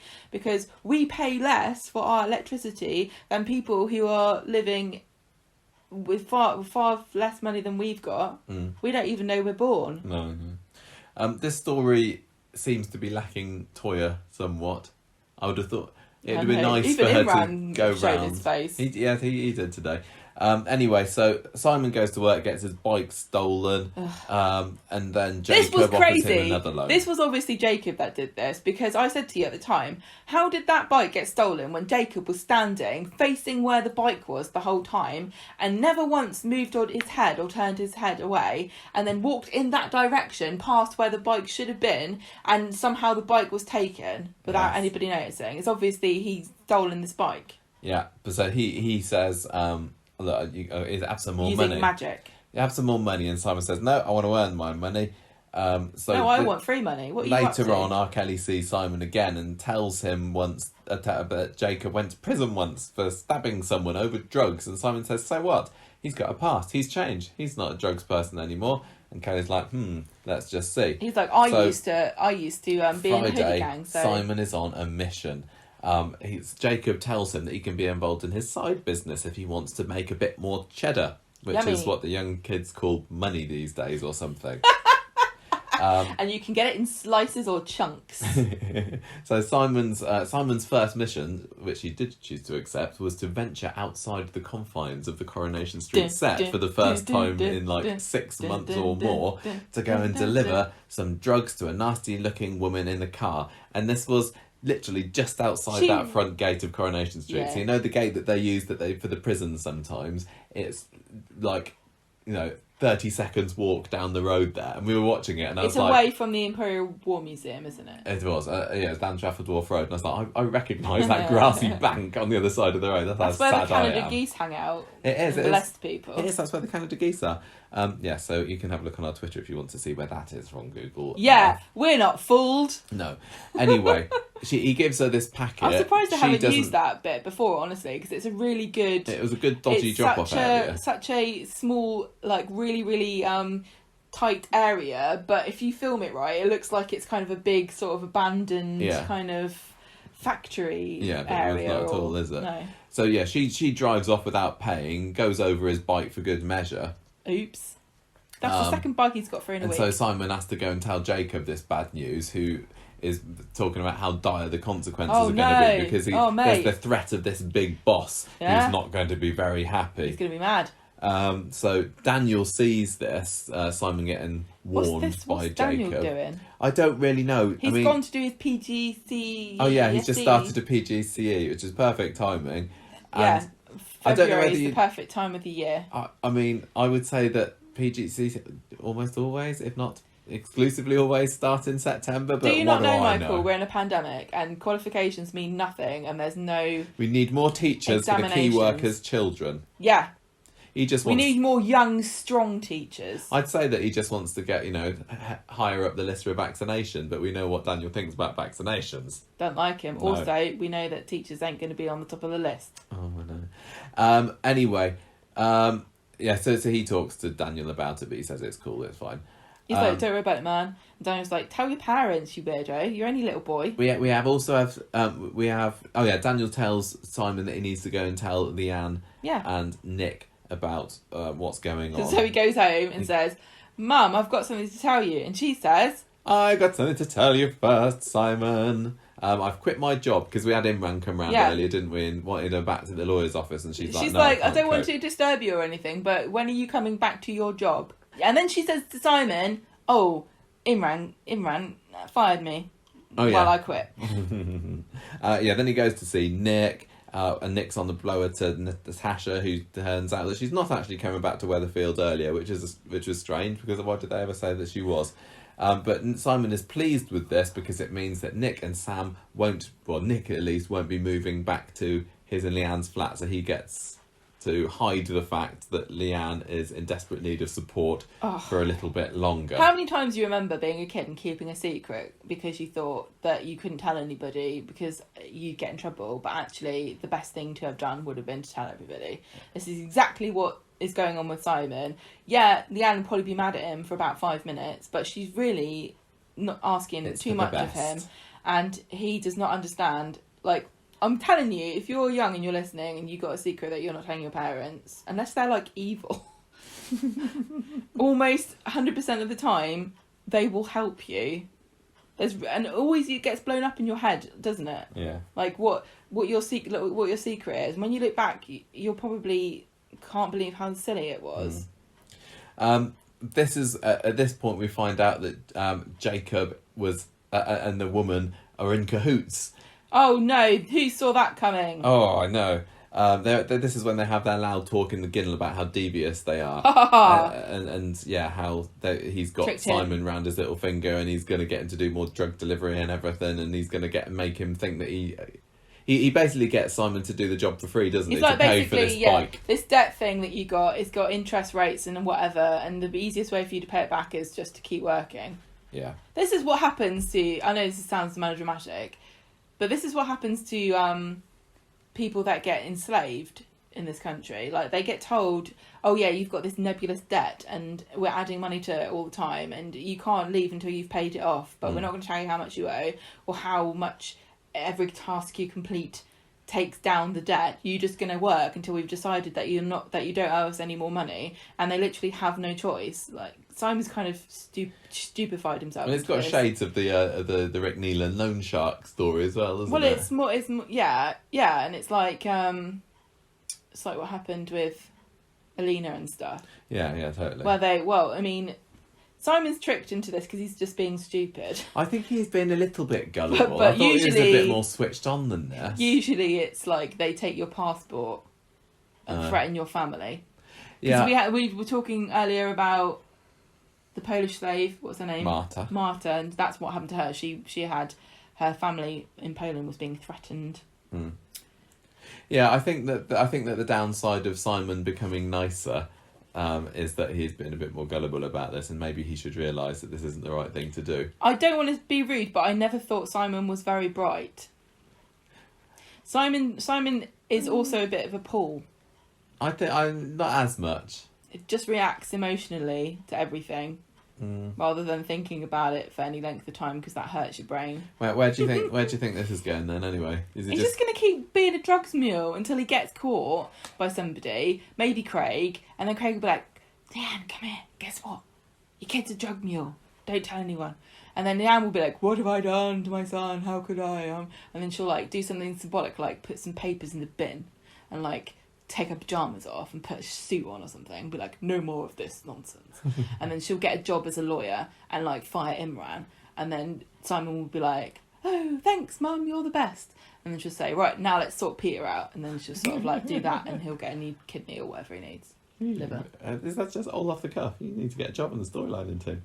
I was wondering whether Simon's going to end up, giving some of these pills to Leanne, or is she going to find them or mistake them for her pills or something? Because true. She's on drugs, but they're all right. They're good drugs. Yeah, but if they're not working, maybe Simon's going to say, "Look, have some of this."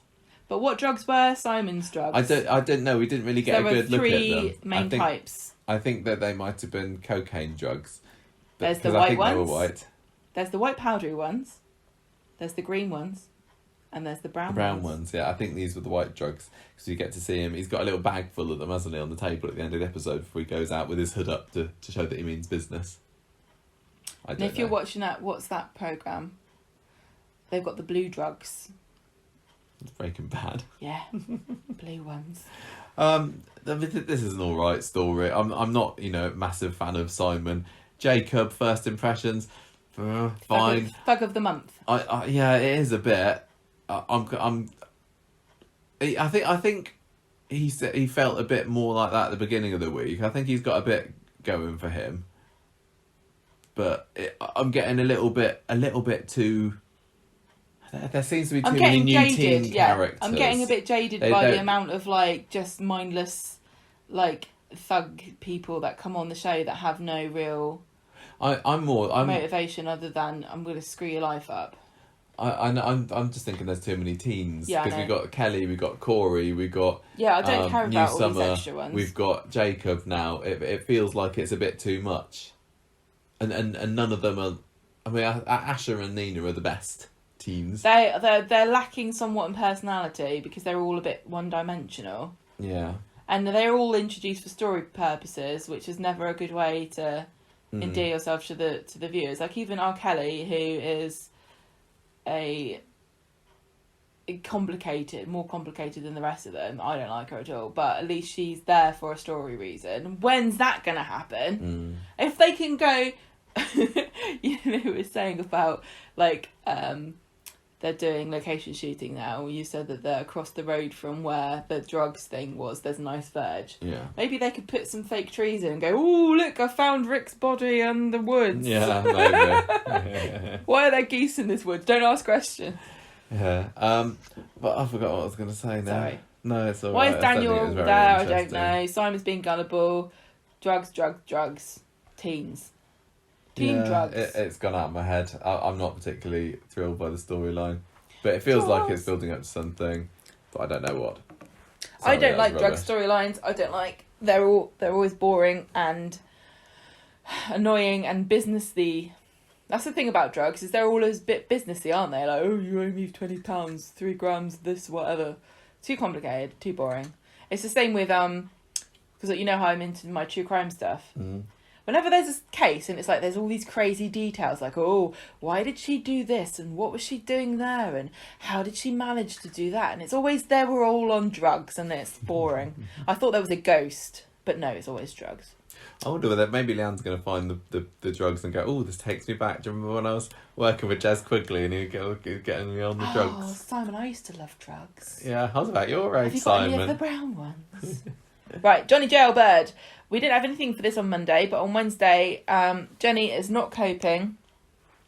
she can't ring the prison because he's got to phone her. She's worried about him because he's getting his results, and she's like really anxious about it. From the brain doctor. Daisy's like, let's go shopping, take your mind off things. And Jenny's like, yeah, I don't really fancy it, to be honest. Too much hassle. So Daisy says, fine, let's go to the bistro and we'll get dressed up and we'll go there instead. So when they go there and have dinner, Daisy's like, oh, there's a man who's looking at you. And Jenny's like, oh, ha, ha, ha. And so Daisy's like, look, let's prove it. You don't need to worry about like being old and unattractive. You're still young and hot. You are just married to a total loser. You should get yourself a new man. And Jenny's like, oh, can't believe it.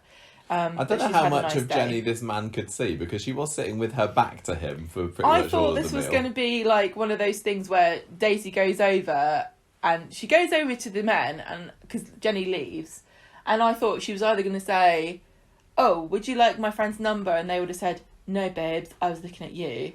Or, here's £5, thanks for giving my stepmom the glad eye a wink and a little kissy face. No, but she just gets his number. She says, can I have your number? Then on Friday, Daisy's like, yeah, let's get out on the pull again tonight. And Jenny's like, no, I'm not. I feel guilty anyway as it is, and also I've got to go see my husband later today. So Johnny's seeing the doctor in a room that's definitely not the police interview room. That was definitely not. No, that was not the redress interview room in the slightest. The doctor says you have a new lesion on your brain, and we've got to change your medication. It's really bad news. So when Jenny comes... No, it's lesion, isn't it? I've written lesion. Lesion. He's got a legion. He's got a brain problem. You've got legions on the brain. Too much ancient Roman stuff. What about the Greeks? Oh no, they had legions as well, didn't they? What about the Gauls? If you ever read Asterix, that's quite fun. Jenny comes to visit him, and he tells her the bad news. But on the plus side, he might be able to see again in 5 weeks or so. But his MS will never get any better, and he won't be the same when he comes out, and you need to prepare yourself for this. So Jenny's really upset. But before she comes back, Rita and Daisy have a conversation, and Rita's asking about Jenny and stuff, and Daisy's like, oh yeah, she should dump that loser. And Rita's like, no, what do you mean? Then Jenny comes in all upset, comes back, she goes and washes her hands, comes back and tells Rita the bad news, and she's really upset. And I think this is really interesting story about what do you do when your partner has some kind of physical ailment that you know is degenerative, and you're not prepared for what that means, So, because I remember when we got married and we had to give our vows, and we have to say in sickness and in health. And whenever you get sick, I'm always like, oh, for God's sake, can you not just get over it and stop whining and being horrible? And I did think about saying, can I just skip that bit, because I'm not really good with sick people. And I do worry what I'll be like if you ever get sick, because I think I'll just be a horrible bitch to you the whole time. And I just think the irony of my life is probably that you'll get some horrible disease. Wouldn't that be ironic? Oh, totally. But you know what I mean? Yeah, I know what you mean. You can just leave me in a darkened room when I get sick. Bedside manner isn't the best. No, it isn't. And it's difficult because it's really hard to admit that you're not a good person and a nice, lovely, nursey woman who's going to be, war his a lemsip sort of thing. Because it's not just, a week's worth. This is for the rest of their life and only getting worse. Mm. And she talks about, what's going to be left of me. Yeah, yes. I really like this. There's a lot that was fit into this really short scene about Jenny just kind of confessing her worries, and I think that we don't really get to see that kind of aspect, do we? Of Jenny, or no, of just relationships. No. In soap, especially. What is it like? What's it like when somebody was able-bodied and then, but it's difficult, obviously, for Johnny as well.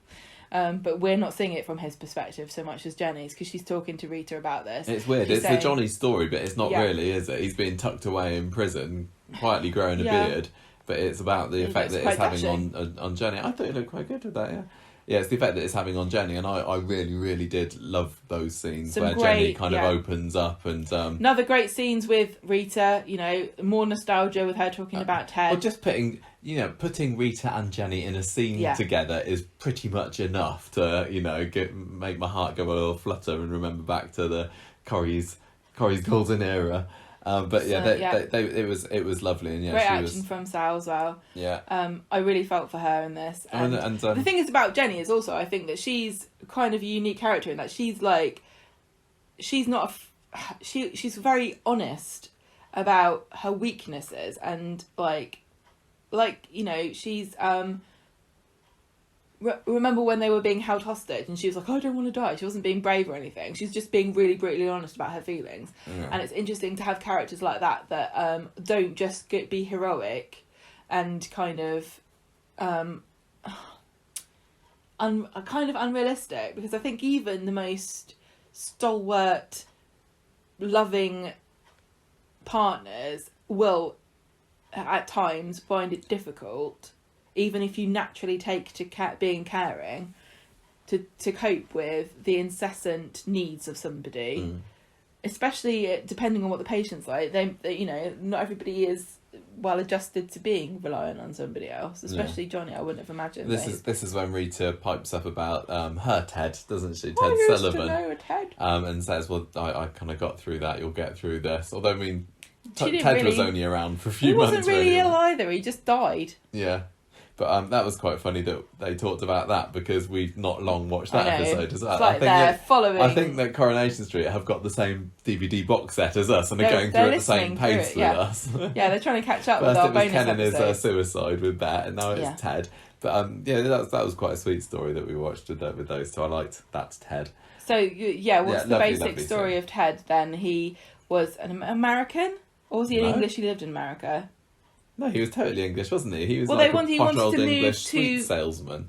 He was I didn't remember that part. Yeah, he was a retired sweet salesman. But he wanted them to move to live in Florida. That's where I'm getting confused. Yes, yeah. So he wanted them to move to Florida, and they met up. She fell in love with him, really like head over heels, and he was like, he was just like the perfect gentleman, wasn't he? First of all, with the bombshell was he wanted them to live in Florida. Then she kind of adjusted to that. And then the next bombshell was, I'm dying of a brain tumour and I don't know how long I've got left. And she had to cope with that.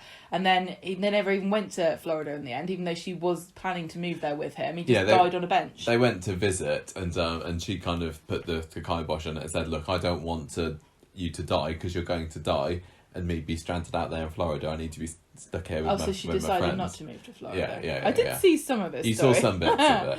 I saw him dying. And so that was obviously lovely to describe that. And he died on a bench while Percy Sugden was playing bowls. It's like, yeah. Oh, nostalgia, love it. So that was a great scene. More of those, please. And we've seen so little of Rita in the past 6-8 months anyway, haven't we? So that was quite nice. But probably the biggest storyline thing I haven't mentioned yet, which just to tie a bow on all of it, was, as Jenny was saying, what shall I do? Put in a stairlift? How many years? Blah blah blah. And then Daisy says, no, just dump him. And then Daisy's Rita's like, shut up. Yeah, that was good. We need more of Rita telling Daisy to watch her mouth, because when Daisy was alone with Rita earlier and she was like, oh, Jenny just needs to give Johnny the heave-ho, Rita was like, no, actually. Daisy is in real danger of becoming a one-trick pony who only ever says, you should dump Johnny. And I don't get it. She's been in it long enough to have had a bit more depth at this point. Well, she's obviously very selfish and self-absorbed, and it is fun to watch a character like that. Especially a really young, attractive girl who is completely self-confident and totally unaware of the fact that not everybody cares that you're pretty. She's really she just hates Johnny, and with no particular reason. We're not sure why. There are various theories as to why. She wants the pub for herself. She wants to get rid of him to muscle in there. She wants inheritance. Maybe she wants to get Jenny back with her stepdad. I don't know. She just comes across as being very one-dimensional, one note, and not likeable. For the first time, it was kind of funny when she was going, ooh, because Johnny and Jenny were having an argument, and now she's just been a horrible cowbag. Because as far as I can really manage to make out, she doesn't know Johnny. No. Jenny and Johnny got married. So the story of Jenny was that she left the street. At some point, she marries a man. I've forgotten his name. They have a son. The son drowns in a pool. She goes a bit crackers. She ends up in a bedsit. She tries to reconnect with Rita. Rita rejects her, but then follows her. Then she kind of comes back. Then she snatches Jack, and then she kind of goes away again. She goes crackers. Then she comes back. So sorry, everybody. Sorry. And then she's been in the show ever since. Started off working as a cleaner in the factory. Then she fell in love with Johnny. Then she got married to him, and then they both moved into the Rovers together after Jaden stole the factory roof. Now we're here, and at no point do we really see Daisy or Johnny ever meeting. Daisy's never mentioned before the end of last year. So the insinuation is that although Jenny and Daisy might keep in touch, they're not she's not close with Johnny. So why is she so hating Johnny so much? I hope that they explain there's a reason, because at the moment she's just coming off as just really evil for no reason. But she's not like she's so nasty. It's just like, shut up, Daisy. She's just stupid. Like she's and also it's been banally stupid. Yeah, but it also winds me up because Jenny's so accepting of it. Yeah, she's like, oh, whatever. She didn't even tell her off when she said dump him then. No, she was like, she kind of said, watch it on Wednesday in the pub. She's just like, watch what you say, but she didn't appear to mean it. Yeah. On Friday when she's crying, saying, what can I do? And Daisy's like, just get rid of him. And Rita's like, shut your mouth. You never saw Jenny or heard Jenny say, can you stop it, please? Because it's not helping anybody. No. So they've got to be really careful because she's it's like what happened with Evelyn, where they brought her in and they were like, we want everyone to know that this person is like this, and they thought that because other people in the past have had that role of like being the battle axe woman who's like loved but also crotchety, they thought, well, everyone will just like her instantly because she's like that, but they made no effort to make her likeable. Whereas Daisy's like, oh yeah, she's like the evil sex pot, but everybody likes her because she's such a minx and she's so funny. Yeah, no, not yet. Than that. I forgot one thing. I just wonder. I don't know whether it actually benefits from her presence at all. The fact that Johnny's got MS, he's dealing with it in prison. Jenny's having to face the realities that the guy that she married isn't going to be getting any better. He's got this degenerative condition. That sounds like a story enough as it is. But also, if you're like saying, but she needs somebody to confide in, there are so many characters that exist already that work in the pub that she could be talking to. Yeah. I mean, how much more kind of poignant would it be to have her and Emma talking about this and her saying, I'm really upset about Johnny, and Emma saying, well, my brother's just died. I would have cared for him for the rest of his life. And then Jenny saying, well, it's different because I'm the only one. There would have been a really interesting conversation to be had between Emma and Jenny, because Emma, she's got such a big heart. That she would say, I'd care for my brother. Yeah. But, the practicalities of the fact that they would both be getting older and older, and Jenny's got no support system. There's also the problem I have with Daisy is the fact that there's the lingering possibility that Jenny might be tempted to go off with someone else, which I absolutely don't want. Because I used to really, really like them as a couple, maybe gone off a little bit, but that's partly just due to the fact that we've seen so little of them, and Johnny had that, character assassination moment last year where they turned him into a crazy bank robber. But scenes like today in the prison where Jenny goes to visit him and is clearly so upset and sympathetic because she loves him, that showed that they do have something there worth saving. And it would break my little heart if she ends up going off with someone else just for a soap magazine cover, or Jenny sleeps with whoever. And I know when I did my predictions for this year, I was like, Jenny's going to go off with Steve or whatever, but I don't think it's really going to happen. I don't want Johnny and Jenny to split up. I just want Daisy to sod off, really, and I want Jenny to tell her to. I want Jenny to sling her out like Bet slung out Tanya Pooley. I really like the concept of Daisy, but I just think that 50% of her lines are, you should leave Johnny. And until I've got a reason to understand why she's saying this, I don't sympathise with her or get it at all. And I'd rather that she was just being catty and funny to everybody and clueless and vacuous and shallow, because that's more interesting to me than saying the same lines. I can't think what her reason could be that would make me like her at this point. No. I agree. But No, I don't know. Right, Peter's story. This is another one that was cut dead in the middle of the week, wasn't it? I was, the way that this was going last week and the way it started on Monday, it was like, okay, this is going to be the big story of the week, but he's just tootled off to the detox hospital by Wednesday. But Monday, there was some more fantastic scenes. Chris Gascoigne, absolutely amazing in Monday's episode, and Ali King as well, great. So, he and Carly go off to a manor house in Cheshire somewhere for some reason. They come back. Peter's found it pretty boring, but it's also taken out of him a bit because he's a bit worn out and wobbly. So they go to have lunch in the Rovers, which he swears is going to be fine. But Carla's like, you sure that's not just putting temptation in your path? And he's like, no, let's go into the Rovers, so that I can have more angsty sound effects kind of moments. They seem to be overusing it a little bit, or the kind of sort of, you know what I mean. That's what you sound like when you eat a hot pot. He's there being tempted by the beer, basically, while Jenny and Carla are whittering on about the lyrics to "Should I Stay or Should I Go," and he gets all kind of. That reminds me, she was saying that the lyrics don't make any sense because, like, if your choice is if I stay, there will be trouble, but if I go, there will be trouble, or whichever way around it was. She's like, well, obviously you go for the one that's half the amount of trouble. Yeah. That reminds me, I was reading this article about the person who wrote loads of lyrics for pop music in the 90s. Apparently, I might be getting this completely wrong, and this might be a joke that I've misinterpreted as the truth, but apparently there was some guy who was Swedish who wrote lots of lyrics for pop songs, and that's why lots of them don't make any sense. Like, Hit Me Baby One More Time was supposed to be like Hit Me Up, but he thought that Hit Me was the same as Hit Me Up. And I Want It That Way doesn't make any sense.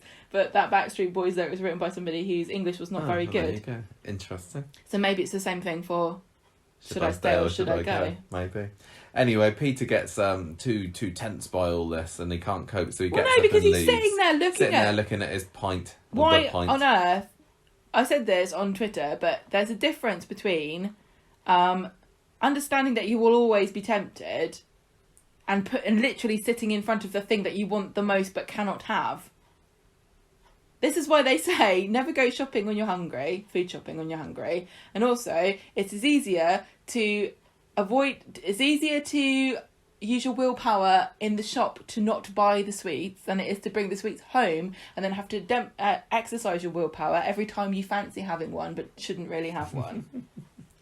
So maybe we should apply some of these diet tips to I don't think he's going to make the same mistake again. He goes back home. Carla chases after him and he gets all sort of short of breath and clammy about it. He thinks he wants to have his dose of whiskey, but she thinks she says, and then he admits. He's like, no, it's too early. No, but actually, it turns out that he's not been taking it since the last episode. And after the discussion we had recently on the podcast about the days in Coronation Street, he did acknowledge that a weekend had passed since the last episode. Somebody else mentioned it as well. They did. Anyway, we're listening to this. Peter, he gets the shakes, doesn't he? Well, no, listen, this is a really significant confession that he's made here because he is supposed to be detoxing. This is sort of a semi-scientific. I don't think it's that scientific. It's not like they measure out a certain amount. I thought they did because they're giving him 50 mils. But I said this before. I don't think it's based on height, weight. How much alcohol do you consume in a week, whatever. I think they literally just try to give you the minimum amount that they can to stave off the adverse effects, right? Yeah. So he's still trying. This is a medical process that he is trying to do himself at home. But he also has been told previously, drink again and you die. So he has taken it into his mind that he somehow has willpower superior to his biology, that he'd rather die conquering the drink and not taking another drop than live and be tempted by this drink. Because he says to Carla, if I have another sip, I will not be able to stop myself. And she's saying, you have to have it because you'll die. This is what happened. This is what Amy Winehouse died of. Is it? You cannot mess around with this. Well, this is why in the end he ends up going to hospital. He's like I need to go in because he gets the shakes, and that was fantastic acting, wasn't it? It's like with the seizure last week. Well, really, Carla also gives him an ultimatum, and she says, he says to her, I'm being set up to fail here because I'm not strong enough. I can't have a little bit. It's either nothing or everything. So let's go to hospital. And she says, you take this medicine all right over. So he takes it. And then she says to him, I thought this was a really nice line, that's the last time you'll ever have to drink that much. I don't know if that's true or not. But she said, this will get better. And he says, I've got to go to the hospital. I'll beg them. I don't care what it takes. They have to let me in. I can't be here by myself. I can't do this. Yeah, and it's weird because we were kind of enjoying being able to see this, and it feels like I don't want this story to, you know, disappear away for 2 months and then them come back and he's cured. No, but we do. You know, we had a message, didn't we, from somebody? Yes. About a relative of theirs, and they were telling us that they were very pleased with how well Coronation Street has handled this story, because the detox beds are very limited, and this person said that is what their experience was, and this relative that they had was trying to go through the same process as Peter is going through, which is to detox at home, and unfortunately they did not survive the process. This is serious. I don't think people take this seriously enough. Should be medically supervised. There should never be a case where you're left to do something like this by yourself. I can't believe that I thought it was a COVID thing. The person who contacted us said that this happened a few years ago. Yeah. This is an ongoing problem. I think that there's a bit of puritanical snobbery going on here with like, oh, well, you know, alcoholics. Maybe. Perhaps, you know, if we have the choice of where to put the money, we'll give it to children with cancer. You know what I mean? Like, they need as much help, and you can't... I don't think there's much of an argument to be made about it being self-inflicted when you know that some people are, they have addictive personalities, and there really is absolutely no safeguarding in society whatsoever for people that are alcoholics. Putting "please enjoy responsibly" on the bottom of an advert with a load of people having fun and drinking, it doesn't cut it for me. Having on the back of a label of alcohol going, don't have more than 3 units, no. Also, if you're pregnant, you can't have it. That's not good enough. It really is so mind-boggling to me that we allow this. I know it's because you can make it at any time. You can't ban it. You just can't. But we just don't seem to allow people to make mistakes and acknowledge that this can be out of your control. Yeah, I know what you mean. If you're so lucky that you don't understand how this is a problem, then you should just be grateful. You shouldn't use that as a reason to look down on other people. How many times have we looked back on Coronation Street, like actors and their life stories, and gone, oh yeah, they ended up being an alcoholic? It happens to lots of different people for lots of different reasons, and it really upsets me how judgmental people can be. And the fact that when I heard that this person's relative died because they didn't have a hospital bed, I can't believe it. There is no other medical thing where you get sent home to administer. Like, can you imagine if... I just think it's nuts. I think it's nuts, and I think it's not fair. It's really, really cruel. And Peter's now gone to have detox in the hospital where he should have been from the beginning, and I don't know what's going to happen. We're just left to assume we don't know how the story is going to end up, because we've been saying this before on the show, like, oh, Peter's going to be fine. It's just going to get new liver or whatever. But really, we're saying this with just assuming that if Peter Gascoigne was leaving, Chris Gascoigne was leaving, we think we would have heard about it by now, but. If they were going to pull a surprise departure out of the bag, the only one to bother with would be Peter.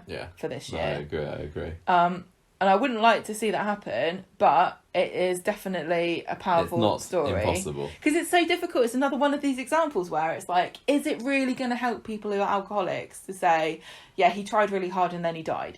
Is that what you want to hear if you're going through this process? Sometimes are you going to go, they need to have the realism, don't they? That's exactly the harsh other way to go. Yeah, and life isn't perfect. Is watching him continuously messing up and then sort of it's fine even though he was told he would die. Is that going to help you? No, not really either, because you're going to go, oh, well, he's fine. I'm not as old as him. I'm not as bad as he is. I didn't drink as much as he did. Ooh, it's a really interesting story, and you're right, it was kind of wrenching to not have it, only have it on Monday. It feels like it's probably not going to come back for a while. They were fantastic. Yeah, really, really good.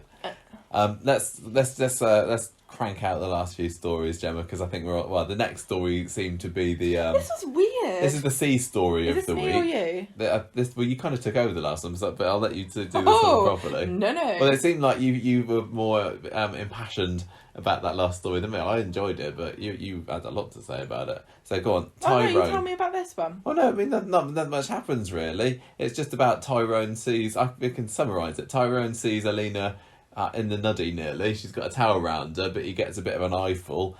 Well, she just leaves her. I can't relate to this. Leaving your phone in a room where you aren't.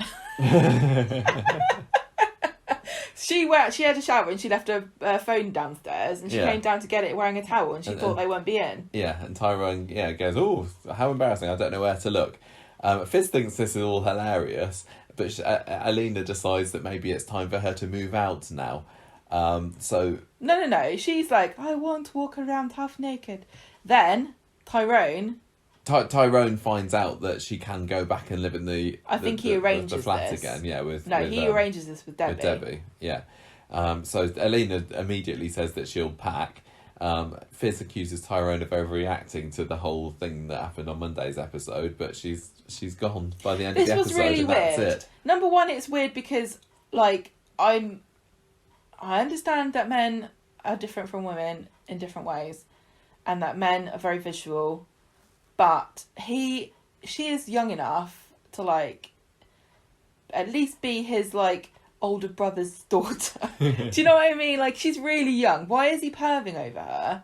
I don't know how much he is. That's the thing. Are we supposed to think that Tyrone fancies Alina here? Honestly, Tyrone, he's such a kind of family man and he loves Fizz so much that I just think that this feels like character assassination. If he's literally that bothered about it, that he's gonna get to move out. But the other thing that I find crazy about this is that this is a good thing for Alina. She doesn't want to be living there. It feels like it's being insinuated to us that it's really Tyrone's being a bit underhanded, going to see Debbie behind Alina's back to get her to move out somewhere. But actually, he's given her the keys to her own place. This is brilliant. She doesn't want to live with a family of 5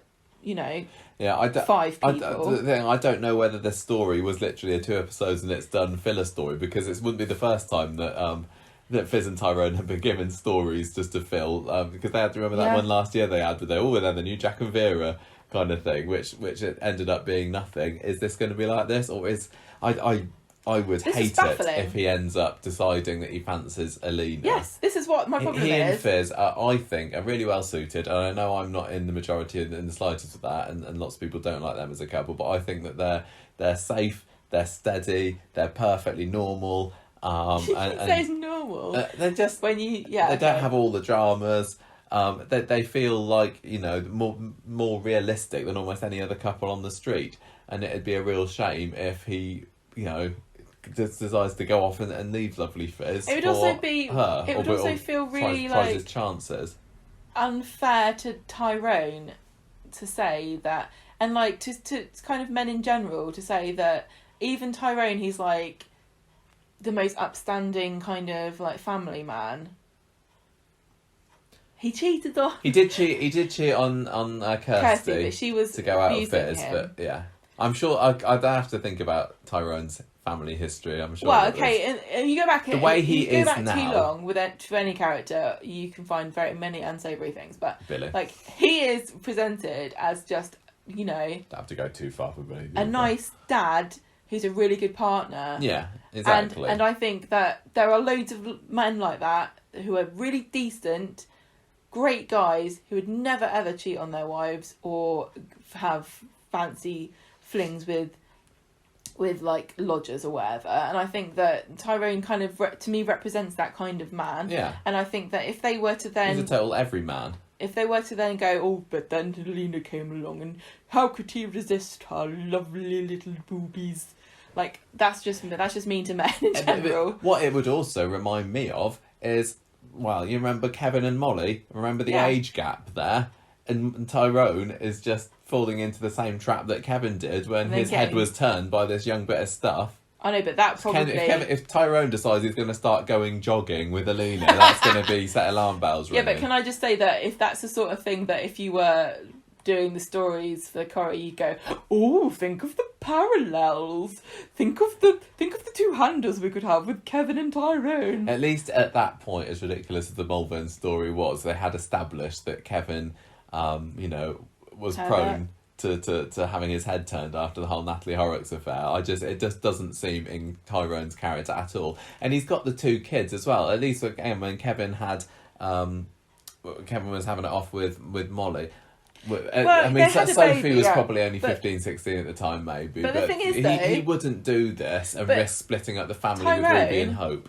Tyrone has fought so hard, they all have, for their family. For this family unit to have been gathered together under one roof, it's not a simple matter, was it? I mean, he had to escape from being abused by his wife, who nobody believed him over her, and, only took her confessing in court for it to come out. They, Ruby was his and Kirsty's daughter, so they had to sort of, blend their families together. You had Hope, who's an arsonist, who also had cancer and got kidnapped, Yeah. All the adversity that they've gone through together to become this family unit, and then he goes, oh look, there's a woman with a towel. There's a fit bird over there. Yeah, exactly. Just something little like that. It was weird. So I kind of hope that this is just a one-off, and I don't get it. Maybe Fizz and Tyrone will get their own proper storyline, if only. But like you said, it doesn't have to be a story about them, will they break up? There are more stories to tell about There couples. are, but I think that Coronation Street forgets that there are more stories than, oh no, will this couple break up? Because this is what we're going through with Billy and Todd and Paul, isn't it? That's why it feels so boring. It's just like, oh no, this couple, they're going to split up. And Johnny and Jenny, are they going to break up? That just seems to be but I think that Johnny and Jenny stuff isn't like that now, because I really like this.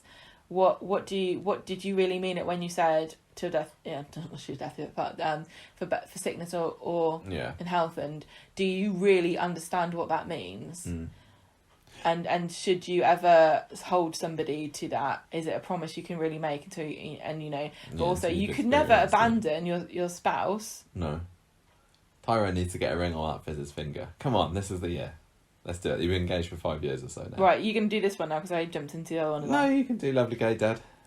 Right, so on Friday, Gail tells Nick that she's going to meet George, look at old records, because they've got this genealogy thing that they're both interested in. And Audrey's coming over later. David wants childcare, but she can't, she's busy. And David thinks she's got her head stuck in the past. So Audrey comes round to the factory and Gail's like, oh, tell me more about Ted. And Audrey says... That was a little bit coincidental, that this guy that hasn't had a mention, maybe twice in the last 10 years. She's saying... I'm just talking about you and now I'm you're looking dead. At my family tree and I can't work out... I want to learn more about Dad's side of the family, and they seem to be really rich. Anyway, what's that? I'll ask Ted myself later. What's that? A phone call? It's from a Andy. London number. They're all rich in London. I've said rich twice now. So David and Tracy have a bicker about number 8, and Gail comes round and says, I've got some bad news, David. And David's like, whatever, I'm not interested. David just arguing about... There was some great David and Gail scenes. They're always gold when they're together. I can't remember when it came up that he... she's saying it's really sad. No, but she was saying she was sad, and Tracy was like, is it the anniversary of when he pushed you down the stairs? And Dave's like, I don't know, because it didn't come up on my Facebook memories. That was so funny. That was brilliant, that line. That was really good. Yeah, Facebook, how many years ago today? Pushed Gail down the stairs, lol. Yeah, that was funny. Brilliant. Although he did call her mum. Sweet. He called her mum earlier, So Gail then goes to tell Nick about how sad she is and reveals, this is awful. She's like, oh, it's about Grandad. And then Nick's like, oh yeah, I haven't seen him for a while. And she goes, you'll never see him again. No one will, because he is dead. Wow, way to break it gently. I'm glad that nobody's really that sentimental about him, because they probably take this quite hard. Yeah. So he apparently just took to his bed and just kind of died. It sounds a bit like a Lord of the Rings character. Took to the bed, then Ted was dead. Yeah. She's going to go and see his partner, which we haven't written down the name of. No, I said it was Andy. I thought it was Andy. Andy? I thought I heard Andy. Doesn't matter.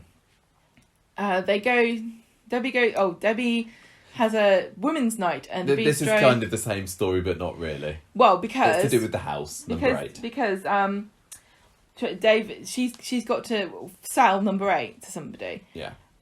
David and Nick have a sit down on Maxine's bench. Nick tells him that Ted is dead. That's mad and sad. They have lots of little rhymes. It's like a Dr. Seuss does. Coronation Street. Tracy and Mary go to the bistro for ladies' night. Tracy gloats at David that she's going to buy his house for cash. David shows up as well, even though it's ladies' night, but don't worry, he's not currently identifying as a woman. Mary checks. He's come to see Debbie and says, please don't sell the house to Tracy. And Debbie says, I'm going to auction it tomorrow. I think the breadcrumbs have been laid fairly obviously. It feels like Gail might be buying the house. It feels like Gail's going to get some lovely dead dad money. Although, I mean, it's a bit quick for it to come through. Having had personal recent experience with inheritance and things, it doesn't happen overnight. So if Gail were to pitch up on Monday and say, "I'll have it, please," I'd like... She's going to have some space on a credit card. Yeah. Oh, what would you think about that? About Gail getting number 8? I think it would be quite... It's the most perfect way this could end, because really she deserves that house. She does. I worry about her. I know I'll make fun of this and say like, how do you get to be that age and you're homeless? Yeah. But she really does deserve a bit of security and stability, and it's kind of annoying because you got Audrey there, and really Audrey skated by on just being a flighty bird and inheriting money off men her whole life. And poor old Gail hasn't had that because she just gets it nicked off her. She's had so many dead husbands. I know, but she just gets it nicked off her all the time. So I wonder whether that would spur David to move on and find somewhere else. No, I just think they're all just going to stay together in that house, because honestly, commune. It reminds me very much of the cabin when you could never remember who owned it out of Norris and Rita, or like Emily's house, where it's like, well, who owns it now? Is it Norris or is it Emily? I can't remember. It doesn't really matter because the dynamic doesn't change, because it's not based on who's on the deeds. It's based on, day-to-day power dynamics between the and it's always couples that kind of bicker together, and the Platt household works so well. I think they would be crazy to change it. But it would just be funny just to have... But David always has it hanging over Gail, doesn't he? Like, this is my house, And I think it could be quite funny to see her turn that on its head. Definitely, and she deserves to be back on top. And the amount of time that David has come scrounging to her for, oh, Mum, could you just look after the kids for me? Well, they're making even more of a big thing of that at the moment, aren't they? Yeah. So I think maybe Gail could be like, maybe a bit more respect, please. Don't you think? I mean, it would be funny, and she does deserve it. But in real life, it would be a bit harsh for you to, your young son. He's 30 now or whatever, and he needs to set up on his own. He needs to go on his own way in life. And I'm going to swoop in there and say, no, you can't have this. I know you really want it, but screw you, David. But he can buy. Nothing's stopping him. What? But nothing's stopping her from buying a house. They're all just useless. I think.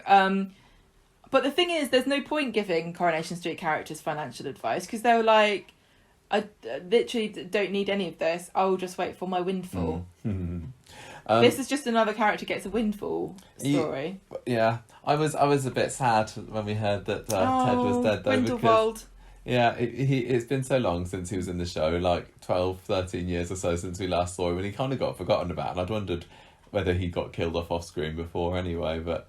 Yeah, he was just a really nice old granddaddy kind of bloke that was only in it for a handful of episodes for a couple of years, wasn't he? That he swans back into Gail and Audrey's life. Explain the backstory, because it is a bit strange that they're talking about the fact that Gail has a gay father, and for that generation of people, it's a bit more unusual. I think. Audrey and Ted had. Obviously a bit of a fling, a bit of a history, but it never worked out. So, and I don't think it was much more than that, because I think he ends up trying to marry another woman, but then that doesn't work out. But Gail hides the fact of Ted's existence from Gail for a very long time. Audrey hides Ted's existence from Gail until like the late 90s, early 2000s or something. Audrey has lied about her husbands and origins of her various children. She really has. Because when Stephen came back, her and Alf had to lie about who she had.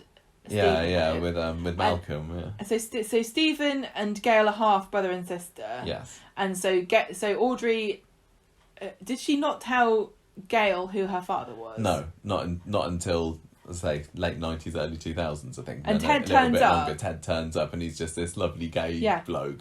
I can't remember, but he didn't really have much in the way of stories, did he? He was the one that inspired Gary to join the army, I remember, because Gary was making fun of the soldiers on Remembrance Day that one time, and Ted shames him into going and signing up for himself and making a man of himself. What a turnaround. There was also what a convincing man. There was also a scene, I think, where David was working with somebody. Oh, it was Gary. I think he convinces Gary to break into Audrey's house, and Ted has a heart attack or something. But he didn't have much to do. But he was really lovely. He was one of these characters that had a bit of gravitas. He could have given me a word as original any day. And he's obviously a very charismatic actor, because, as we said, he went on to be Grindelwald in the Harry Potter. Well, yeah, he was only in like one of the films. I know, but you don't get. He's not Johnny Depp. You don't get picked because you're the first person to turn up to the audition for a Hollywood movie, do you? Even for a little part. He was in a few small scenes, yeah, but he was great. You're right. But he's did got have a really gravitas. lovely presence. Yeah, so it felt like he was like a really kind of soothing, kind of like big, generous, gentle kind of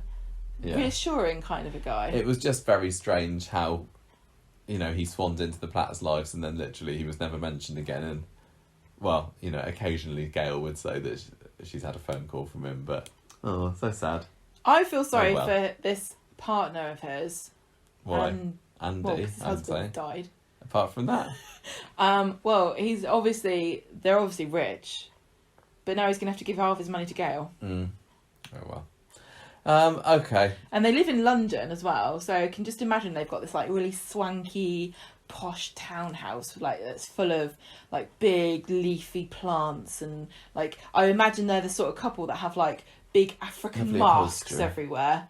You know how there used to be a massive design thing. I remember when I was looking for houses, there's a bungalow around here somewhere that's got a room that is painted orange and is full of big wooden African statues. It's very strange. Right. What are we given this week then? I thought it was alright. I think I said at the beginning that I'd already kind of set my heart on a score, and I'm gonna give it 3.5. I'm gonna give it 3.5 eyes in irritating out of 5, which is a little Evelyn and Aadi scene reference. Oh, how many eyes are in the word irritating? Yeah, 3.5 now apparently. I don't know where the half one comes from, but never mind. What do I think of this week? Because there was some such good stuff with the Nina and Asha thing. The pool was a bit of a downer. I really enjoyed the Nina and I think there was a lot of stuff in here where I was like, I know I say this all the time, people probably get sick of it, but it's like, I relate to this, it reminds me of something that happened to me. So there's quite a few bits. That they're doing a good job. Quite a few bits in here. I was like, this speaks to me, and I think they're doing a good job. Fantastic, but it was only one day. Like, I remember when my rich gay dad died and left me money, and I bought the house my son was living in, and I was like, just so happy. The Simon story, like, I don't hate as much as I thought I might do, because it feels a bit different. But it's not really, is it? I really am I think I am bored of the disposable villains of Coronation Street. Debbie was great today, even though she was only in a few scenes. When she was flamboyantly waving her arms around, talking about the auction and everything, she's fantastic. Yeah, I just love her outfits. Yeah, love her earrings. I think that she makes up for the fact that she's a very petite lady with loud prints, and so she looks like reminds me of how a cat walks sideways to make herself look bigger. Yeah. She just wears animal prints. What are you giving it? Are you going 3.5 well, as well? I think I would give it 3.5 because if they hadn't had any of the Billy and Paul stuff, it would have been much higher. But I was like, blah, blah, blah. I don't really care. So that goes down half a mark. So I'm going to give it 3.5 pocket-sized Sophia Lorenz. Oh, I think there's some people on the Facebook group that are going to be mad that you've taken that from them. Okay, then I'm going to give it 3.5 scones laced with uppers, because that is the only reason you should ever go to the Ritz for afternoon tea. Character of the week this week. What is it? Oh, it's Asha or Dev? Yeah, it's got to be an Alahan. Although Peter was great, there was only one episode with him in. Rita and Jenna I really appreciated. Can I just say what the only thing there's no contest. I am really, worried about. It's between Dev and Asha, and I don't know. And Aadi, I want to give it a collective. Who is the best? Can I just say one thing about the Nina and Asha thing that's been playing on my mind? Mm. Okay, so Asha is like super kind of giddy and kind of head over heels and really excited and to kind of overcome with emotion. But Nina is being quite cool and chill about this. Yeah. And I'm just the only thing I'm worried about, and I don't know whether they would do this, is that perhaps Nina's not that much into her as she is into her. I'm kind of getting that maybe. Like, this is all just a big girl crush, and Nina is just allowing her to explore her sexuality in a kind of really safe and low stakes situation, but she's not at all reciprocating. But she's not going to let her down because she doesn't want to stifle Asha's exploration of what it means to be Asha. And she thinks that it's too early to like, and also there's no harm in it. And I'm just like, that's the only thing I'm like, oh, I don't know if Nina's is into this. Yeah, no, I know what you mean. So, it would be that would also be a kind of interesting story. Yeah. But I think also if they did that, there would be lots of people saying that was queer baiting. Yeah. So I would like to give the character of the week this week. I'm going to give this to. I think. It is out. It's really as great as Aadi was. It's between Asha and Dev. Well, he's not the focus of the story, so it's not really a surprise he doesn't get the. God, I loved Dev this week. I really, really, really loved Dev this week. I don't know if we said enough about the fact that Dev is just worried that he's not doing a good job as a dad. Yeah. And which has been the worry of his for a while. I mean, financially, I can't support my family with this worry last year, and my daughter's naked all over the internet, and I literally can't take it down because you take it down in one place and it goes up somewhere else. Like the most telling line I think of the week, if you want to get inside Dev's head, was, "Have you spoken to Mary about this?" Like deferring kind of not responsibility but like authority, and like he feels like he's not giving Asha enough emotional support because he checks out of their lives for a massive chunk of time when he just let Mary be their nanny. And I think he still feels guilty, and he's wondering if that's affected their development. And like the fact that he was like, "Oh God, talk to Mary. She's a really kind person. She'll help you." Yeah. That really spoke volumes about how he sort of doesn't value. I don't know. He's constantly worried, and I think that's really endearing. I also think if you're a parent and you're not constantly worried that you're doing a bad job, you're probably doing a bad job. I'm going for Asha. I'm going for Dev. Oh, good. Fine. They both 50, get a nice 50. shout out. Yeah.